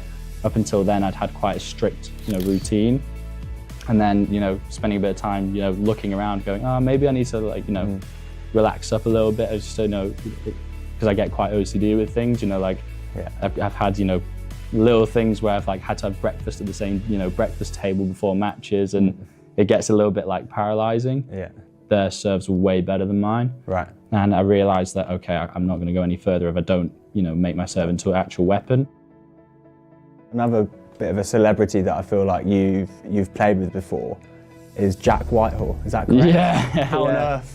Yeah. Why were you with him on a tennis court? Yeah, well, it's funny. There was Jack and there was Woody Harrelson in that same photo. Yeah. So I do a bit of paid hitting, especially around London. So it kind of keeps your income up. And so we've walked on court in Campden Hill. Oh, I mean, maybe I shouldn't be exposing where they play, but yeah. So we've walked in and Jack and Woody are on the court in front of us. But then, and also a little fun fact is during the summer when I've got the chance, I can officiate a polo match down the road. And yeah, there's the fun fact about me if you want to know that. I mean, I can't not ask you how on earth you know how to officiate a polo match. Yeah, I mean that was random. That came up because so down the road there's so I've been cycling and doing a lot of my workouts in this massive open grass area, and they were like, oh, this is polo ground. Would you be interested in learning? So I was like, okay, yeah, it fits into my schedule, and so got taught up and unreal. Yeah, now I can officiate a polo match. Yeah, as you do.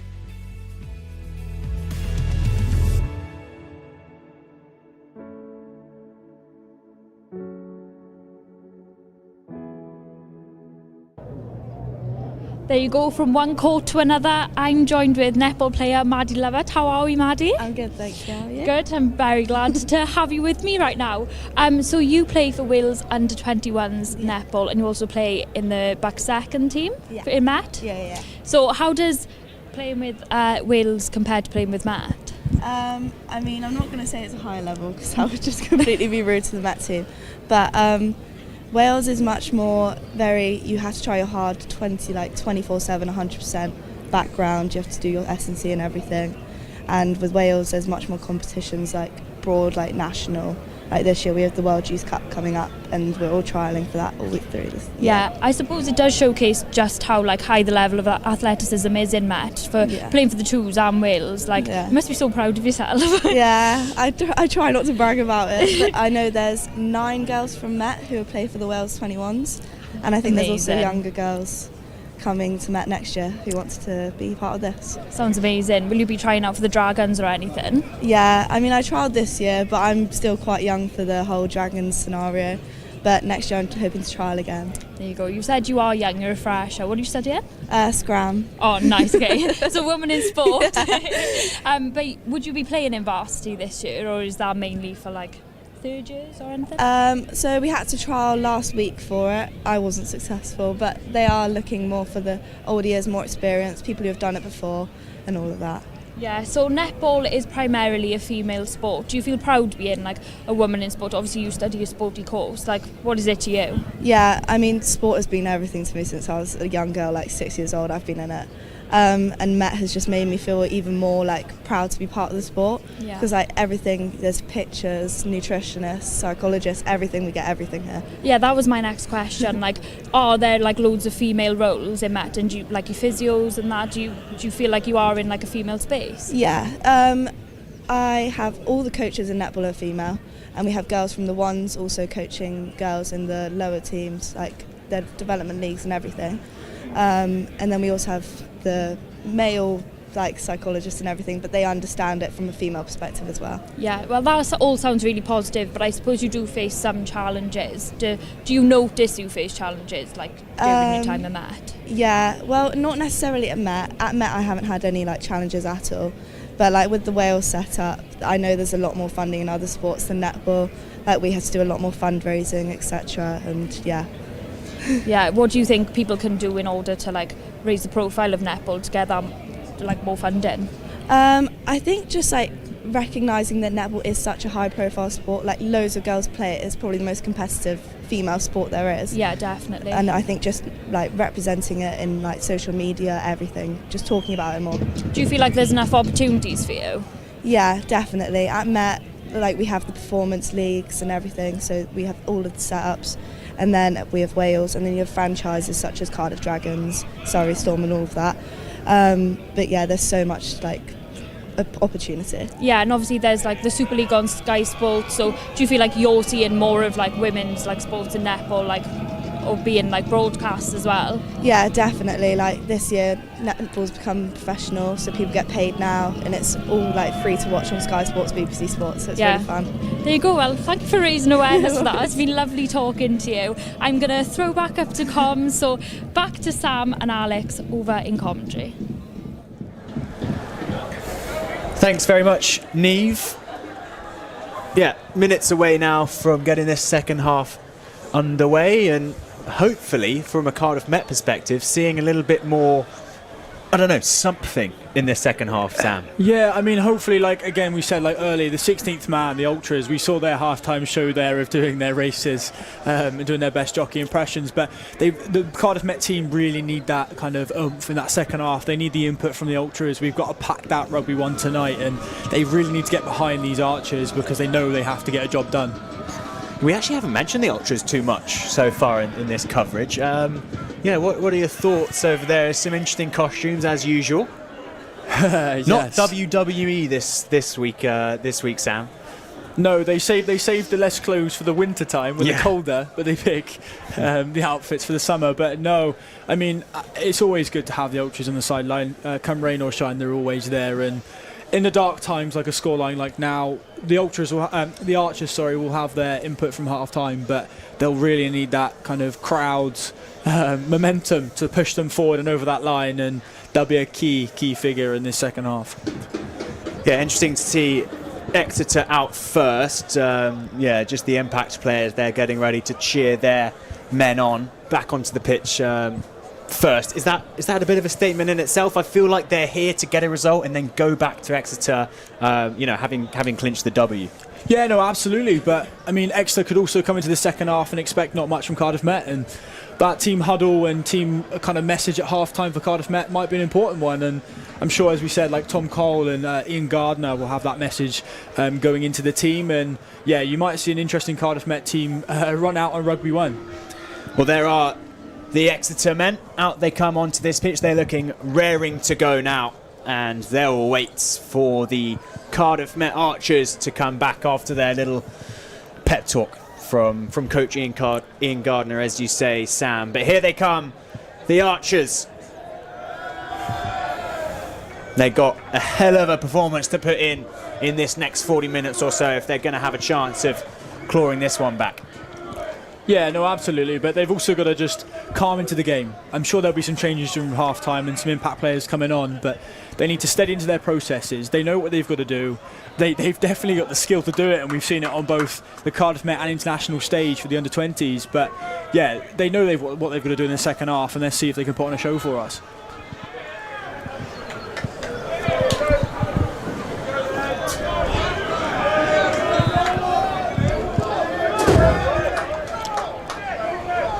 So, second half underway. Vikas Meyer, the man to kick us off. Taken in, I believe, by Benji Mills for Exeter.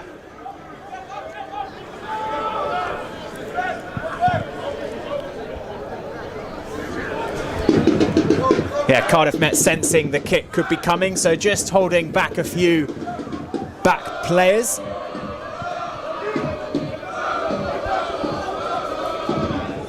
Here comes the noise of the Ultras, though. This is what I'm saying. They need that rowdiness. They need the input from the Ultras, the drum. They just need that support. And I mean, you see on the sideline, Exeter don't have any support, but have got leeway into this game. And just that 16th man, as I keep mentioning, the Ultras really help the Archers get across it. Yeah, Exeter have really taken care of themselves tonight. Very well indeed. Been a very clean game from them. Yes, they've had a few mishaps in terms of a few penalties given that probably would have liked to avoid it, but for the most part they've been pretty solid, haven't they? And that shows in the scoreline. Yeah, they've had no cracks in their defence nor attack, and Exeter have really showed quite a wall for Cardiff Met, and yeah, hopefully Cardiff Met can break down that wall.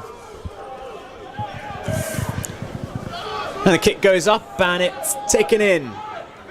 They're very narrow in this kick chase, and Cardiff Met need to look up and maybe look to the wings here. With Toby Locke and Henry Kerwin chasing the ball, but yeah, they're very narrow, and like as you'll see now, it's very open on this near side, and hopefully they see it. Little kick through here maybe. Yeah, Alex Terry there with with a nice little kick in a lovely bit of space. That is a superb kick from Alex Terry. 50-22. Interesting. Alex Terry's actually just come on after that first half. As I said, these impact subs, you'll see them be drip feed in the second half, and this is what he brings to the game. He's come on, made an impact, 50-22, and now given the boys an attacking opportunity, and this is exactly what they need to get back into this game. Caught me a little off guard actually seeing Terry on the pitch, because I was, hang on, you weren't in there in the first half, so that's clearly a tactical change from the Cardiff Met coaching team to get him on to the pitch, and already he's shown some brilliance. Oh, a little up and over there from Cardiff Met.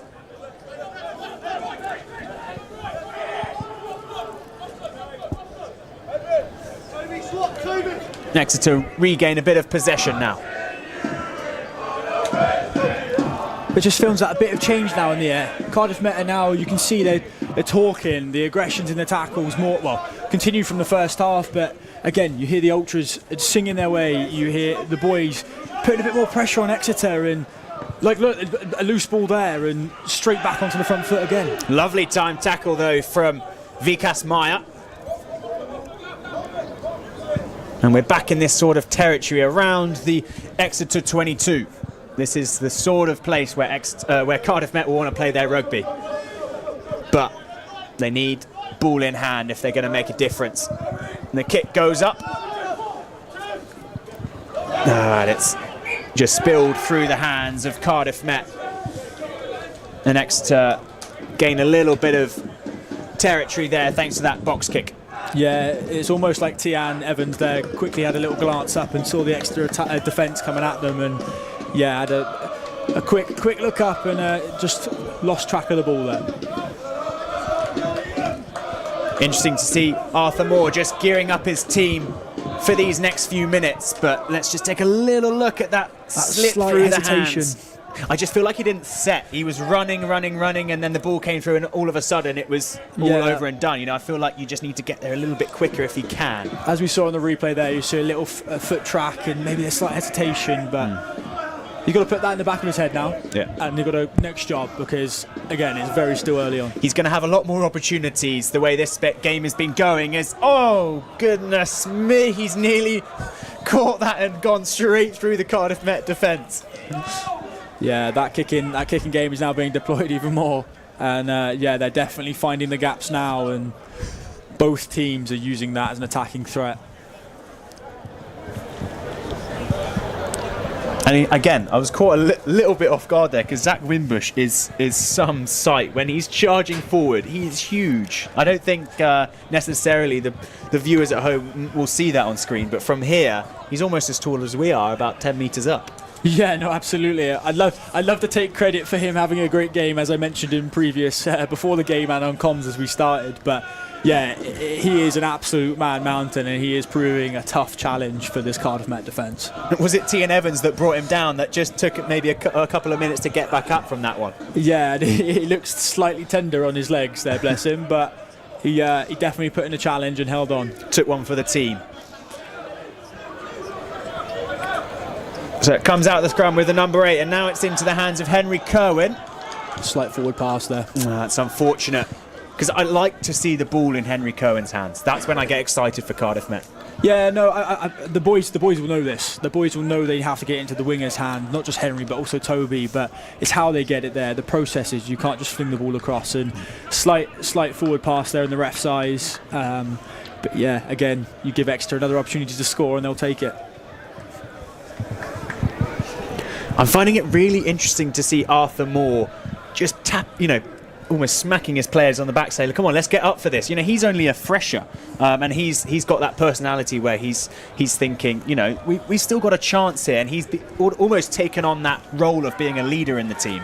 It's impressive to see. For Cardiff Met, having a leader like that in the pack is great, but also, as we all know, Wells under 20s player as well. He has that experience on the international stage, even if he is a fresher, and he's key for this Cardiff Met team. Two players we spoke about before we went on air, Sam, that are in the squad for the under-20 Welsh, the Six Nations. Tell us a bit about that and how impressive that is to see. Yeah, absolutely. Archer alumni, Elijah Wood, starting 13, which is great to see. Progressing on from Cardiff Met, but current Archer, Evan Wood on the bench. He'll come on in the second half and prove a few problems for Scotland. And yeah, I really wish them both well in a tough game this weekend, but they'll definitely prove their importance to the squad. Yeah, all the best to them in this weekend's game. Oh, that's a great stretch from Exeter. Now they're in a very, very good position indeed.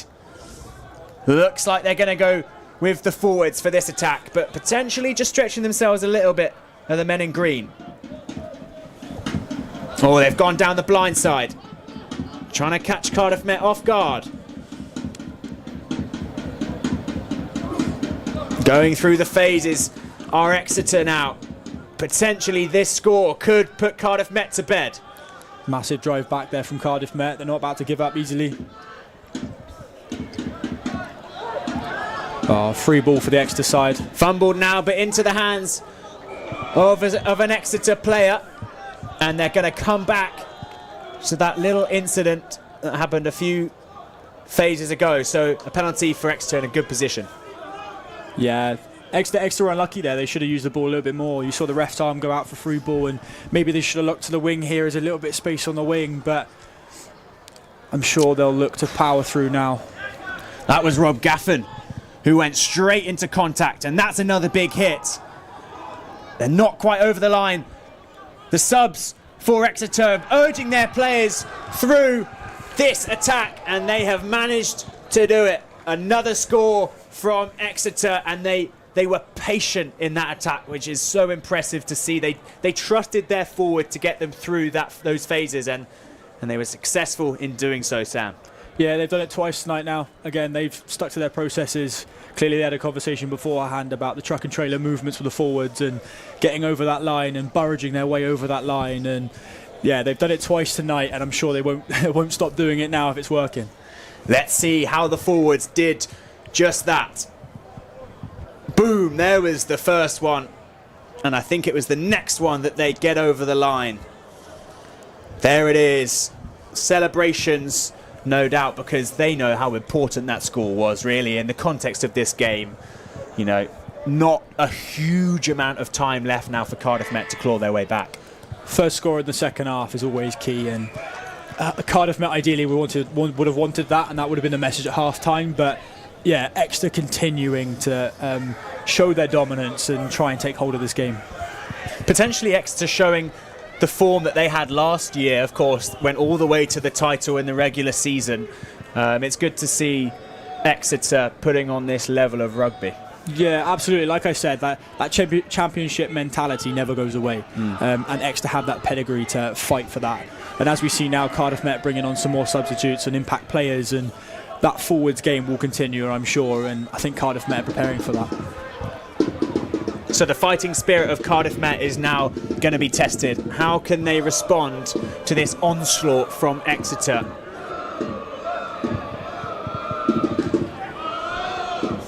They're a tough bunch, is this Cardiff Met side. And still a lot to look forward to in this season. Remember, playoffs. And now it's Vikas Meyer, who will be someone who will play a huge part, no doubt, in the rest of the season. The space is there. It just seems like Cardiff Met are maybe a little bit too flat in the attacking line and give themselves a little bit of room to attack onto. This Exeter line is very, very quick, and as you'll see, he just wriggles through there, but you'll see that Exeter are on top of Cardiff Met before they even catch the ball, and maybe that just one step back and giving them the room to run would see them go through a little bit further. Yeah, it was Jack Statton covering some good ground there. As you say, Sam, Exeter's defensive line is so quick up to Cardiff Met. And it's Alex Terry with the kick to try and get Cardiff Met in a better position. And unfortunately for them and for Terry, it doesn't do that. It takes them back from exactly where they were when that kick was hit. That's what a strong defence force is. You make them go to the kicking game, and unluckily for Alex Terry there, it goes straight out, and Exeter have the ball attacking in Cardiff Met's half again, and that pressure just gives you opportunity to go from there, and Exeter will now look to attack one more time. So Exeter's backs are looking to get ball to hand in this one. They're very, very steep in their attacking line, and in they come. Oh, the pace is just quite something. Out they go. Exeter with some space now, with Ollie Mayal, the man who's making his debut in the first team. Lucas Dorrell, the captain, his 50th cap tonight. Out they go, Exeter into the wide position. That's a great hit.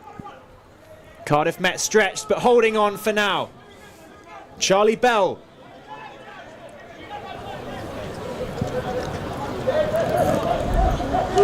Space for Exeter. It's fumbled, but Ollie Mayal trying to find a way through, weaving his way through one, but not the next. Now the number 8 for Exeter, Seb Driscoll. Space on the blind side, a couple of players in green. They've gone that side. Can they get it through the hands? Again, fumbled. Ollie Mayal there to pick it up. Henry Kerwin looking to try and fight them off. This is the patience that has been so impressive from Exeter. They're happy to go through the phases inside the Cardiff Met 22 now. They just look so comfortable in attack.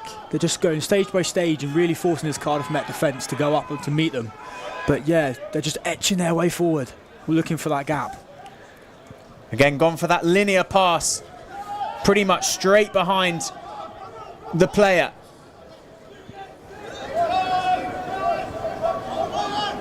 He's on the ball, he's on the ball. Oh. Big line from Rob Gaffin. Is it going to be quick ball? It is.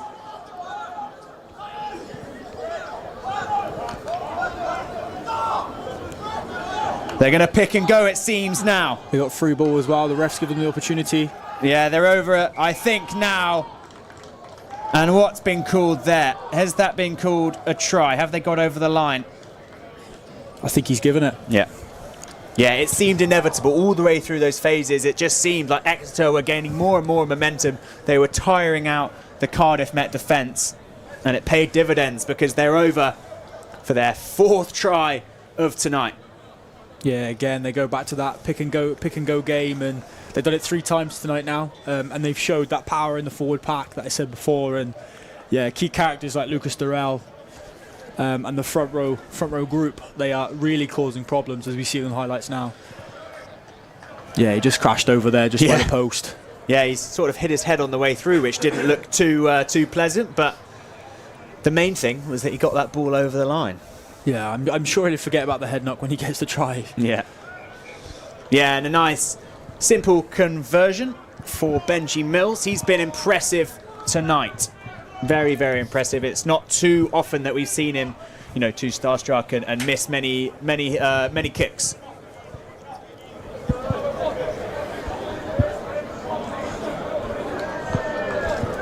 Yeah, Cardiff Met really need to go for it now. There's nothing to lose. Despite the scoreline, you've got to play rugby. It's Rugby 1 on a Wednesday. Fans are here to watch. I know the boys would fight back into this game, and it's not done till the referee's whistle blows. So they need to really go for it now. What do you think is going through the minds of Ian Gardner, of Gareth Baber? You know, what do they see that Cardiff Met can do now that's going to benefit them, you know, next week and then heading into the playoffs? I mean, I'm sure they'll be annoyed at the game, that they'd like to be on the upper hand, and the preparation that goes on the field and off the field for these games is immense, and everyone puts loads of time, including the players and the coaches. So I know they'd be annoyed at the scoreline because the potential of this team is unlimited, and they definitely should be similar on the scoreline to Exeter. However, there are positives from this game. Certain players are playing really well and putting their team on the upper hand and trying to fight back into this game. So although the scoreline is negative, I'm sure their mindsets won't be. They've still got a job to do. They've still got, 20 minutes left of this game, 24 minutes left of this game, and it's not over till the referee's whistle goes. So as far as I'm aware, and I'm sure they'll be the same, the fight ain't over.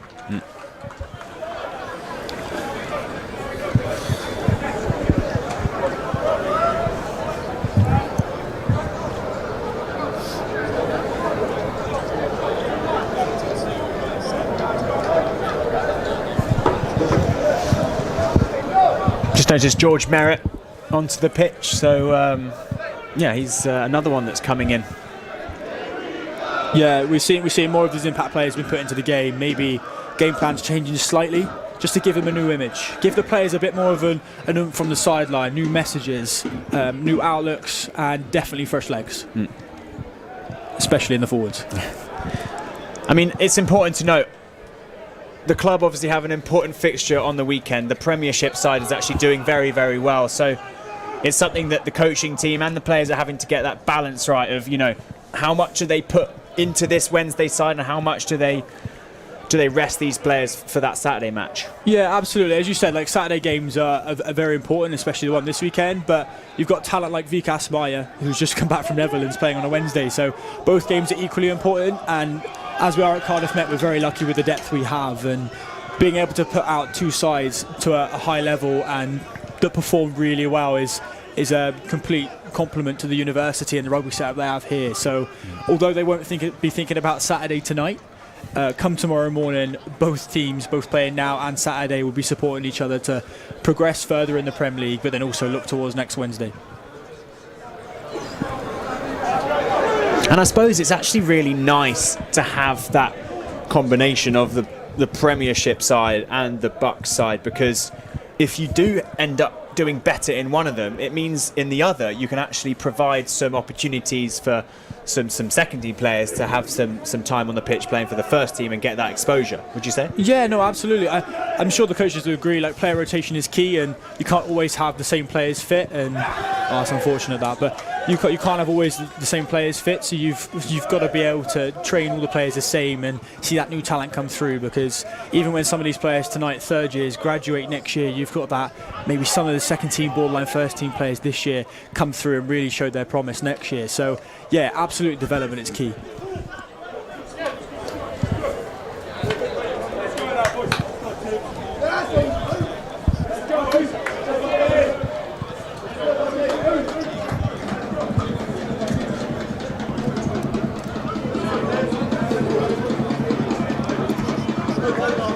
This is why I think the impact players have been put on sooner.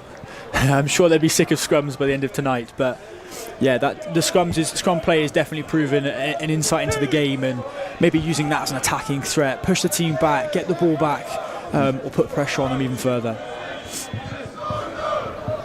Do you think Exeter have had Cardiff Met's number in terms of the set piece, in terms of scrums, line-outs tonight?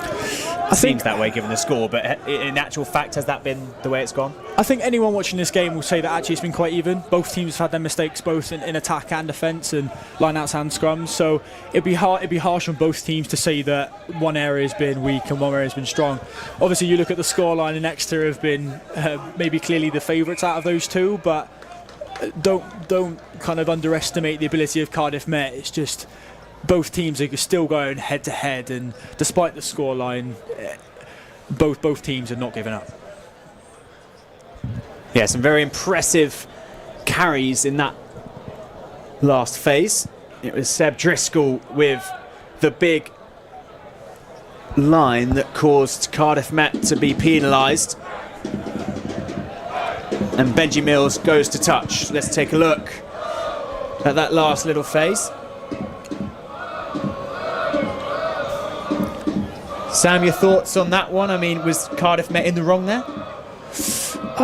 It's unfortunate. I didn't really see what Cardiff Met did wrong. I mean, the ref's got a closer look than I have, but yeah, I'm not sure what he's done there. The players tried to roll away. I'm not sure if he's given it for that, or it seemed like a big carry and a big tackle, and maybe the ref didn't let it play out as much as possible, but he must have seen something I missed, so not sure there. I'm sure the on-field would be a bit different to what we can see up in the gantry. Well, we know how experienced Craig Evans is as a referee, so we'll trust his judgment on that one. But Cardiff Met regain some possession here with the error off the line out from Exeter, and Vikas Meyer will kick to touch. Kick. Yeah, Mahusiv indeed. He'll get clear of their 22, will Vikas Meyer. And Cardiff Met were quick up in order to halt that potentially quick line out taken by Exeter. Yeah, as we can hear now from Impact sub, George Merritt, he's clapping the boys on. Where's the energy gone? It's gone very quiet very soon. We can hear the drum back going again. Line out now. They need to go for it. It's not over until it's over. And a great take from Gethin Cannon. Gethin Cannon holding as tight as he can onto that ball. Now he releases and Alex Terry is there to recycle. George Merritt helping his teammate into contact there.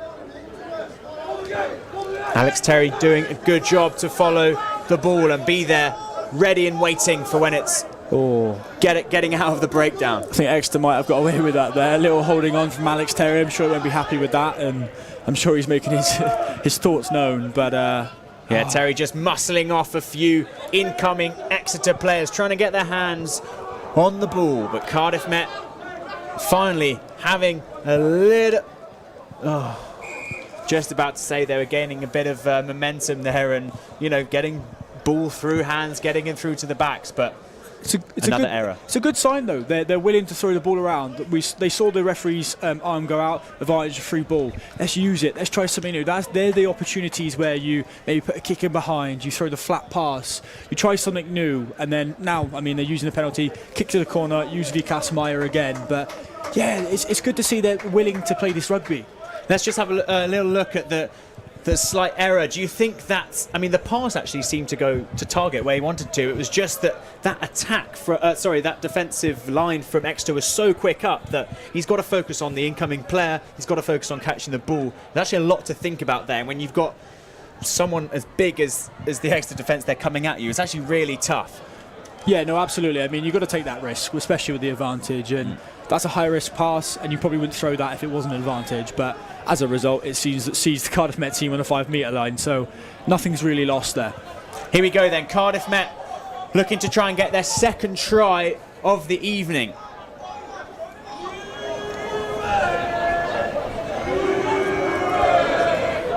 Going through the phases. Gethin Cannon now with hand on ball.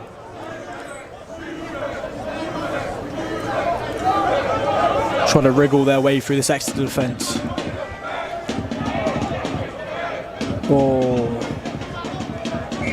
Yeah, slight knock on there. Yeah, it was Alex Terry who was trying to get it out because I think he saw the overlap there. Henry Coleman was coming to support from fullback. Toby Locke was there, but it was just that knock on that stopped him from doing so. Yeah, I think, to be honest, I think Exeter were quite unlucky with the turnover there. There was an Exeter player clamped over the ball, and there was a slight pull away from the ball there, and maybe caused the Alex Terry knock on. But yeah, Exeter were unlucky not to get a penalty from that, to be honest.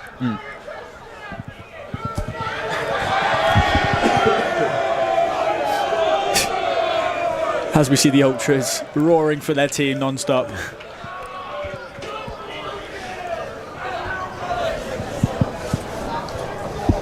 Yeah, I wonder what he gave it for. See, you'll see here, there's Exeter player clamps right on the ball and maybe a neck roll slightly there, but the slight knock on. I think that's just really unfortunate. It was just bodies getting in the way, and it's slightly, I think, a leg slightly kicked that ball into Terry, and then, you know, it meant that he knocked the ball on. Really tough. Yeah, one of those slight knock-ons, and maybe it's a bit eager, but if that ball went out, that would have been a try in the corner. And it's little things like that just change the game, and maybe that's why it's 36-7. There's been a few more mistakes from the Cardiff Met side tonight. I mean, despite it being, you know, wonderful conditions out here on Rugby 1, do you think there's been a few more errors, handling errors, than you've been expecting? I think maybe because it is dry conditions and it's perfect weather for it, they're willing to throw the ball around a bit more, and that's maybe why there's more mistakes. Rather than the conditions itself causing them, maybe the player mindset behind using the ball is a bit more free than what it would be in the wet, muddy conditions which we normally see here at Rugby 1.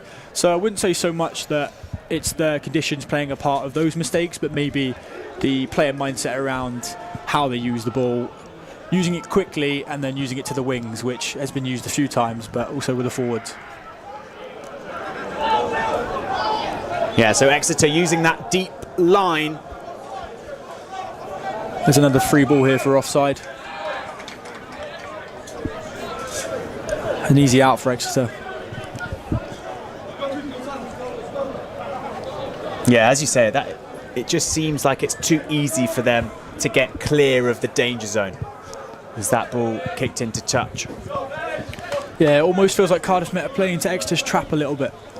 The Exeter line defence is continuous in their face, and Cardiff Met seem to be trying to bustle their way through the defence, but little mistakes like that and little ruck penalties and penalised for hands in the ruck or offsides, and it's really giving Exeter that leeway up the field, and that's not benefiting Cardiff Met at all. Yeah, very clean line out from Exeter. Out they go to the backs. Oh, that's a good tackle there. Exeter get clear though. Very, very, very good coverage.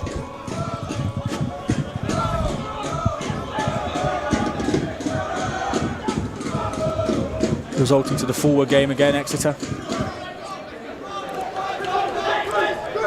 Some good tackles being put in by Cardiff Met, but Exeter remain with momentum. Force some mistakes now. Cardiff Met getting in their faces, and we see there a knock-on from a big tackle. Yeah, that's the big hits doing the damage there, isn't it? Yeah, we're seeing now that resurgence, getting off the line, getting in their face as Exeter have done so well to Cardiff Met. Getting in their face, not giving the opportunity to push you out the way or make that slight pass through the side. Shutting down their space and forcing the mistake.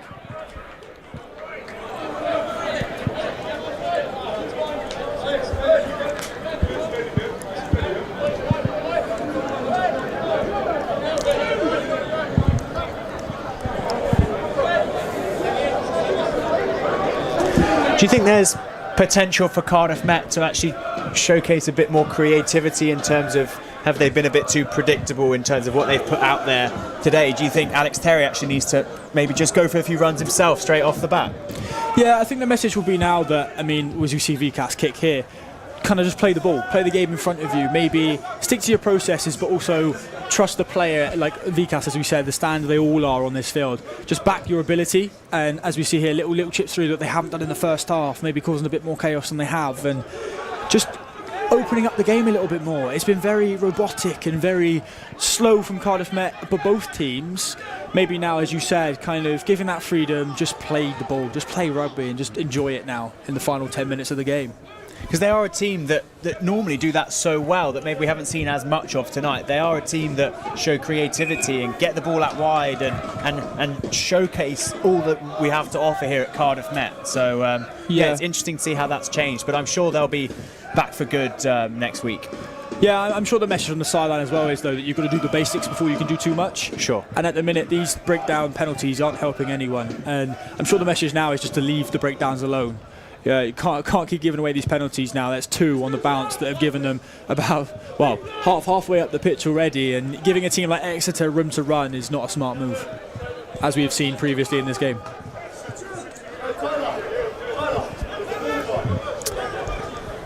So just shy of 10 minutes left in round 17 here at Rugby 1.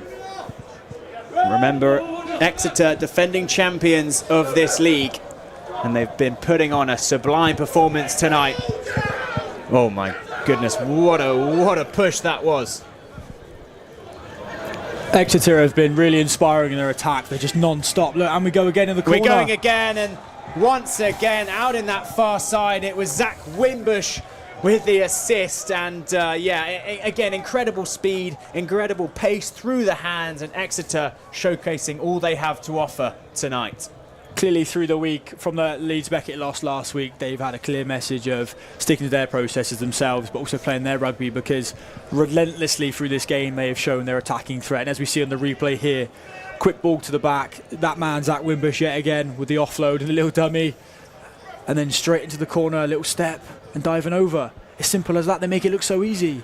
What I love about that with Zach Wimbush is he's taken 2 Cardiff Met players out of the game, because there's 2 of them that are trying to take him down before he gets over to the try line, but he still has the ability to be able to give that pass, and it wasn't the hardest of passes, but he's made it look so easy anyway. It's that second thought, as we've seen tonight, so many mistakes from little offloads like that, and he makes it look so easy, that Sonny Bill pro-esque like playing style. Yeah. Out the back doors, normal offloads, handing off 2 players as you said, and lovely kick to convert that there. Yeah, Benji Mills backing it up very, very well indeed.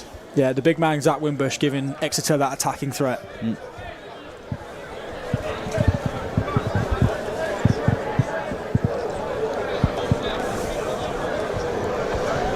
So Exeter leading 43-7 now.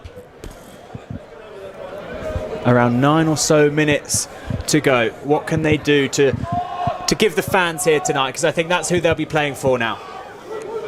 Yeah, the boys always play with the heart of the sleeves. Obviously, I know with them, I work with them, and the boys would be quite upset with this and another penalty there. Like the boys work hard and they won't be happy with this performance. But as we see there from coaches' reactions, they know they can do better.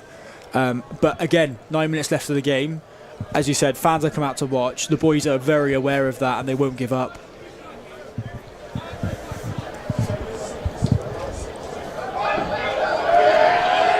Kick lands straight in the ultras. Yeah, don't think they'll be getting that ball back anytime soon. No.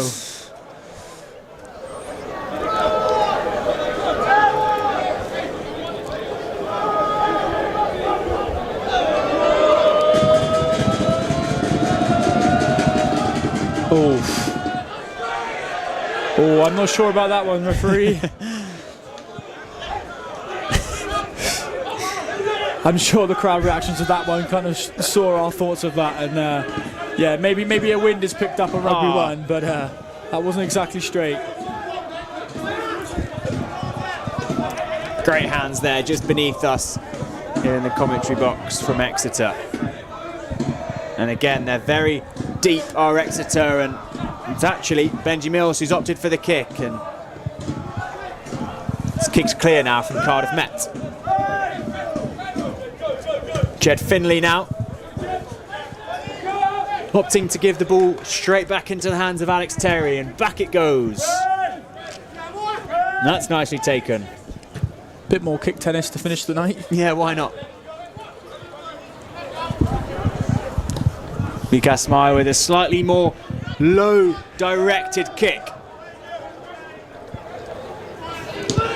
Oh, and that isn't quite connected with, and it is sent out just in front of the halfway line in the Cardiff Met half. It almost seems like we haven't gone anywhere. Yeah. It almost seems like we've just played most of rugby in this half between both 22s, and both teams have kind of just stayed where they are and a few steps either way.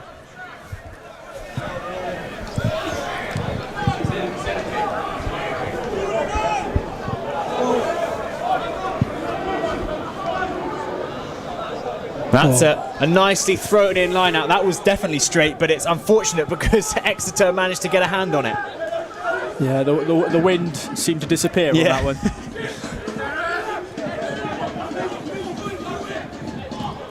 Exeter looking dangerous now. In they go. Well over the gain line. This is the attacking threat we're talking about, though. Exeter's still throwing the ball around. We're deep into the second half. We've got 5 minutes left. But they clearly have an objective from this game, and it's just to keep scoring as many points as possible. And as I said, that massive shot. As I said, the Leeds Beckett loss last week clearly played on their minds because they've came here with a clear objective of scoring. Oh, very scrappy there. Oh, the ball's just being bunted about through the hands. Cardiff Met are just trying to keep the ball in, but it's very, very scrappy here. And I'm not sure who's come out of that the better. Hopefully Craig Evans does. Yeah.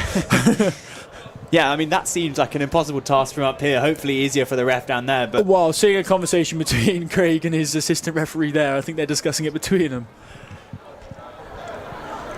Exeter ball. Exeter ball indeed, and they go. Oh, and it's just called up by Craig Evans.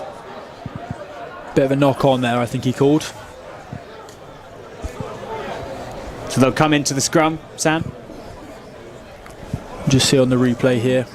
Massive shot from Harry Silman, I think it is. Things like that you want to see from the impact subs, but also through the players that stayed on throughout the game.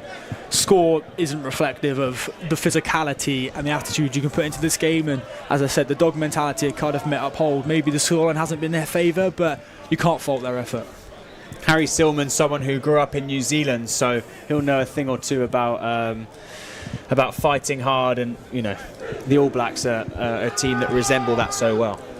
Yeah, absolutely. Chris Johnson, Vikas Meyer, showing some space, and it's into the hands of Henry Cohen, but again, Craig Evans calling back with the whistle, and it seems like he's actually had quite a bit of stuff to do the last 5 minutes, Craig Evans. Yes, I think he's going to be quite happy to put his whistle down by the full whistle. But yet again, we see a slight forward pass and a mistake from Cardiff Met, and gives Exeter yet another attacking opportunity on the 22-metre line. As we see the fans taking every opportunity for the media. Shout out to Michael Vaughan giving us a wave there.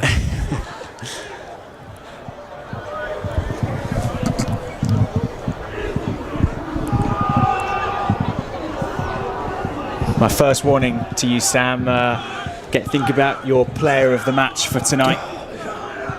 Yeah, I'd love to give it to a Cardiff Met player, but I think that wouldn't be true to the game. So I'll give you a couple of minutes to well it through, but yeah, there's a few clear potential characters that I think you'll have in mind.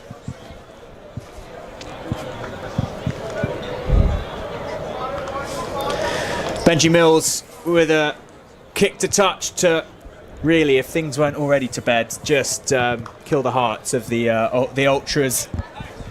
Yeah, as I said, they've come in with a clear mission, and they're really trying to put that nail in the coffin and get as many points as they can. A clear score ahead of last week's next round, but also ahead of the playoffs.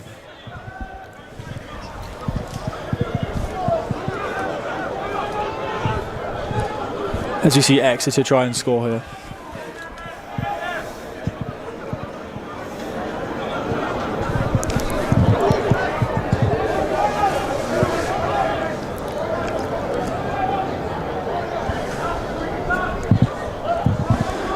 Exeter burrowing their way over the line now.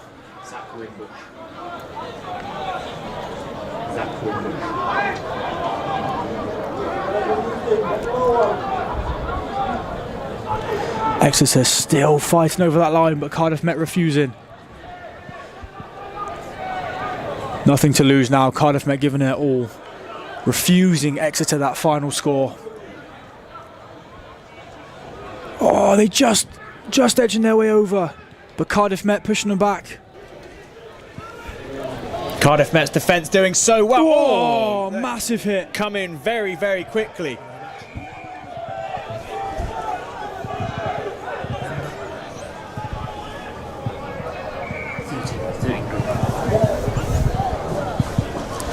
Yeah, that didn't sound great. Great tackle, but maybe slightly on the high side there. And Craig Evans just evaluating the situation with his assistant ref and seeing what his opinion on it. Oh, yellow card distributed there for that tackle. And Exeter are really finishing strong here, Sam. I mean, their season is very much still within the balance for these last few fixtures. They're still within a chance of finishing in the top four. They've obviously got the win here tonight. We know that. Next week, that's going to be a really important one to finish their regular season off on a high and potentially get that fourth spot. Yeah, I mean, absolutely. And especially with these two teams being next to each other on the table, Exeter coming out and putting a score of 43-7 on Kincoy campus is a clear message to whoever they're playing next that they're no mugs, and they have that championship desire still in that team, and they can definitely cause damage when they have the room to. So, yeah, absolutely. And also, they had a really, really troublesome match last week at Headingley campus against Leeds Beckett. It was a really, really challenging conditions, very muddy. They must be really happy with the performance they've put out here tonight on a really, really nice conditioned pitch. It must be nice for them to come somewhere where they know they put their feet on the ground and they know how it's going to turn out.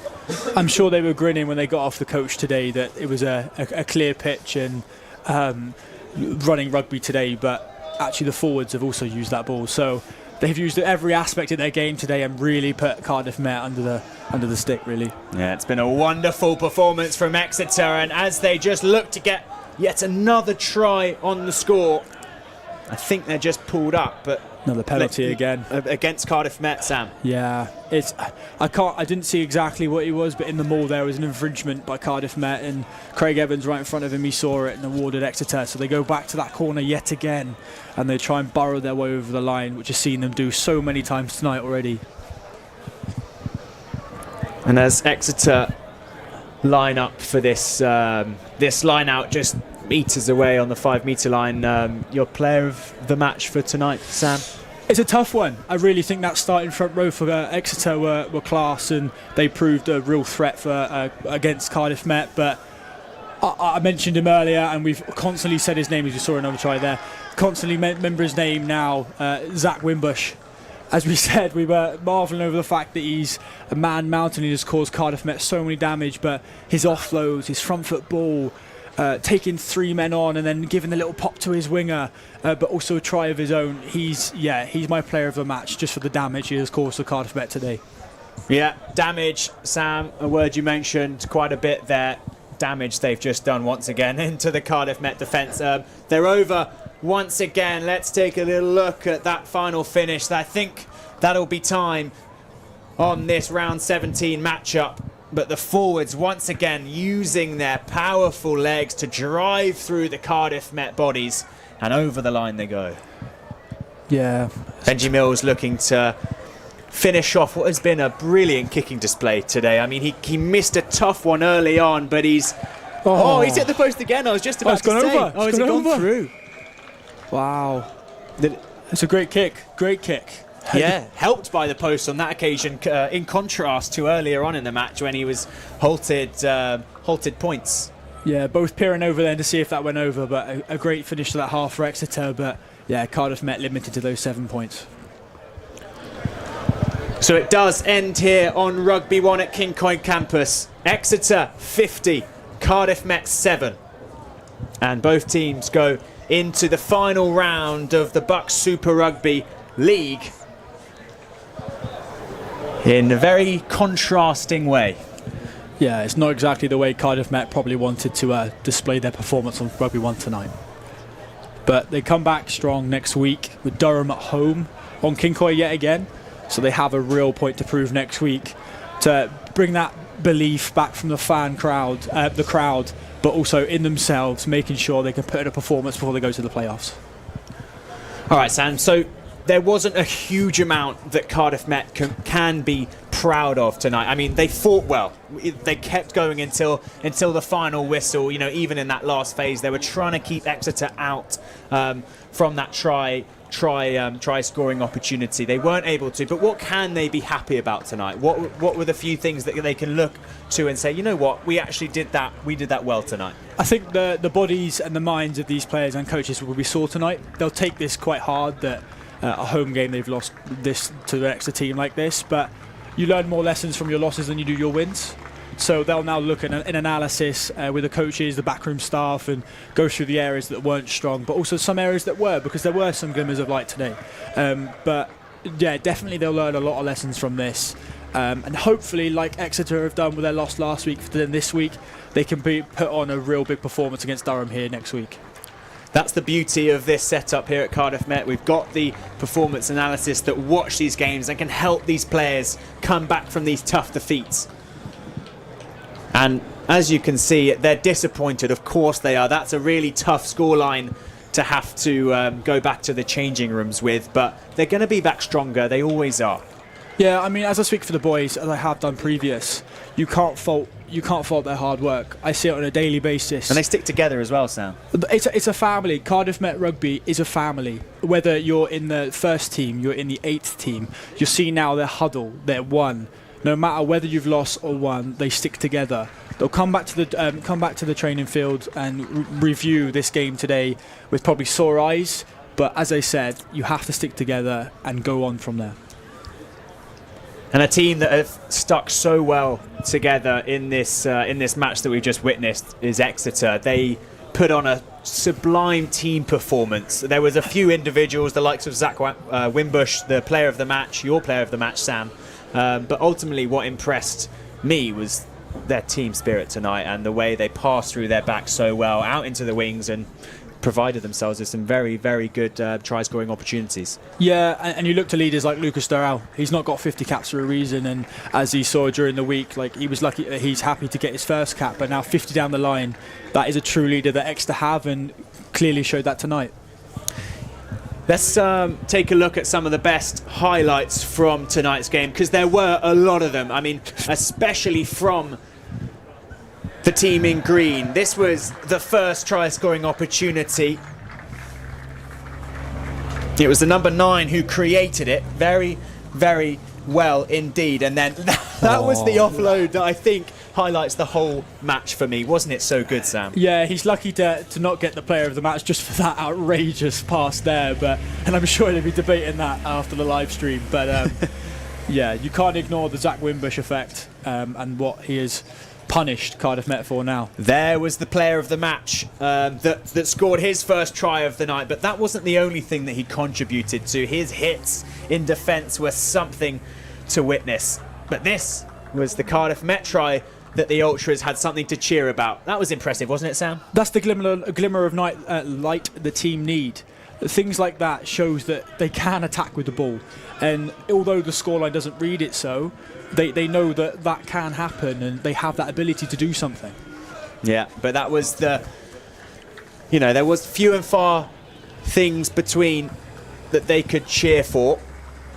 And this was the sort of attacking play that Cardiff Met were having to deal with tonight. He knocked his head on the way through, but that's what they have to go through in terms of this sport. You have to go through the pain to be able to get the rewards. Yeah, many times tonight we saw Exeter dug their head down. They burrowed their way over the try for the try, and yeah, it clearly works no matter what the damage is. And it just kept on coming, didn't it? The try scoring opportunities, especially with those forwards. Something else. I mean, they kept on coming. But Sam, thanks so much for your company tonight. It's been great to have you up here again, and I'm sure we'll be up together soon. Thank you for having me. No worries. But I think we're about ready to hear from head coach of Cardiff Met, Ian Gardner. He's chatting with Maisie Davis. Another tough loss for the boys tonight, guards, against current title holders. So was this the expectation going into this match?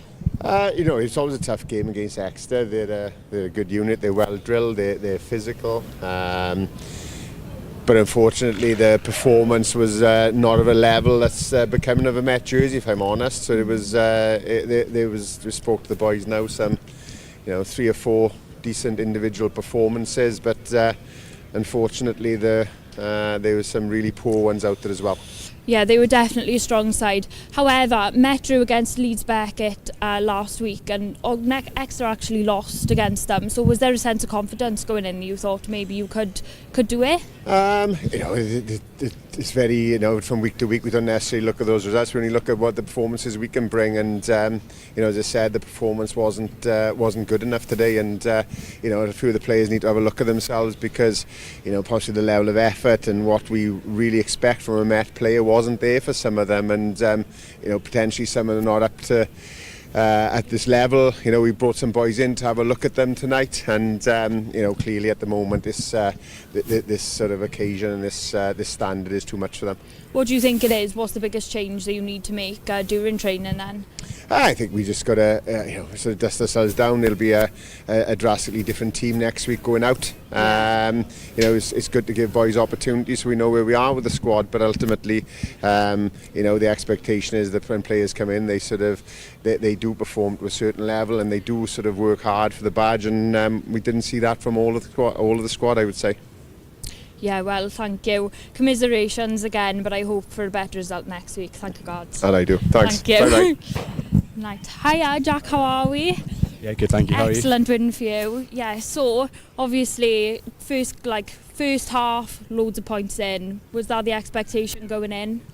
I don't think we were expecting loads of points. I think we were just expecting to try and perform as best we can, because we've come off the back of a few defeats, and we were just trying to focus on ourselves as a group, and I think we did that really well today. Yeah, obviously penalty first 5 minutes in, silenced the crowd during King Coyd. Was that the plan, do you reckon, to get the crowd? Because over at King Coyd, the Ultras are our 16th man, so if we silence the crowd, do you think the boys had a bit of a confidence knock? Yeah, I think obviously the crowd play a big part down here, so I think that would have been on our minds. But I think main focus for us was just get points on the board, get that scoreboard rolling, and then see if we can build upon that. And it did manage to silence the crowd, which helped us a lot, I think, yeah. Yeah, obviously you're title holders for a reason. So you have had a confidence knock this season, but do you think this is going to up the confidence going into your next match? I'd like to think so, yeah. I mean, we've probably had a few confidence knocks in the last couple of weeks, but we've been building as a group, training hard, and I think we've come through today and proven what we can do, which is really exciting. Definitely. Go off and celebrate. Thanks so much for chatting. Cheers. Thank you. There you go. So it's been a tough loss tonight for the boys, but there's still some positives to reflect on. Here at King Coed, we love to highlight all the positives. So there has been a lot of changes in the women's game in basketball, and Jay sat down with one of the players. So I'm going to leave you with that tonight. Thank you to everyone involved, and I'll see you again soon. No star. Connie Clark is the latest powerhouse to join the Cardiff Met Archers, bringing her versatile skills as shooting guard, small forward or power forward. With a strong background at Missouri Western State University Griffons, she's certainly no stranger to high-level competition. But beyond the stats and accolades, who exactly is Connie Clark and what drew her to the Archers? It's time for her to share the story. I did have an agent at the end of my career, so I ended up signing to Inter Performance Agency, and I just put my agent to work to find me somewhere to go. She pointed me here, and I accepted the offer. Making a little bit of a research up, I did find that your teammate Kiara played at the same time as you in the University of Missouri St. Louis.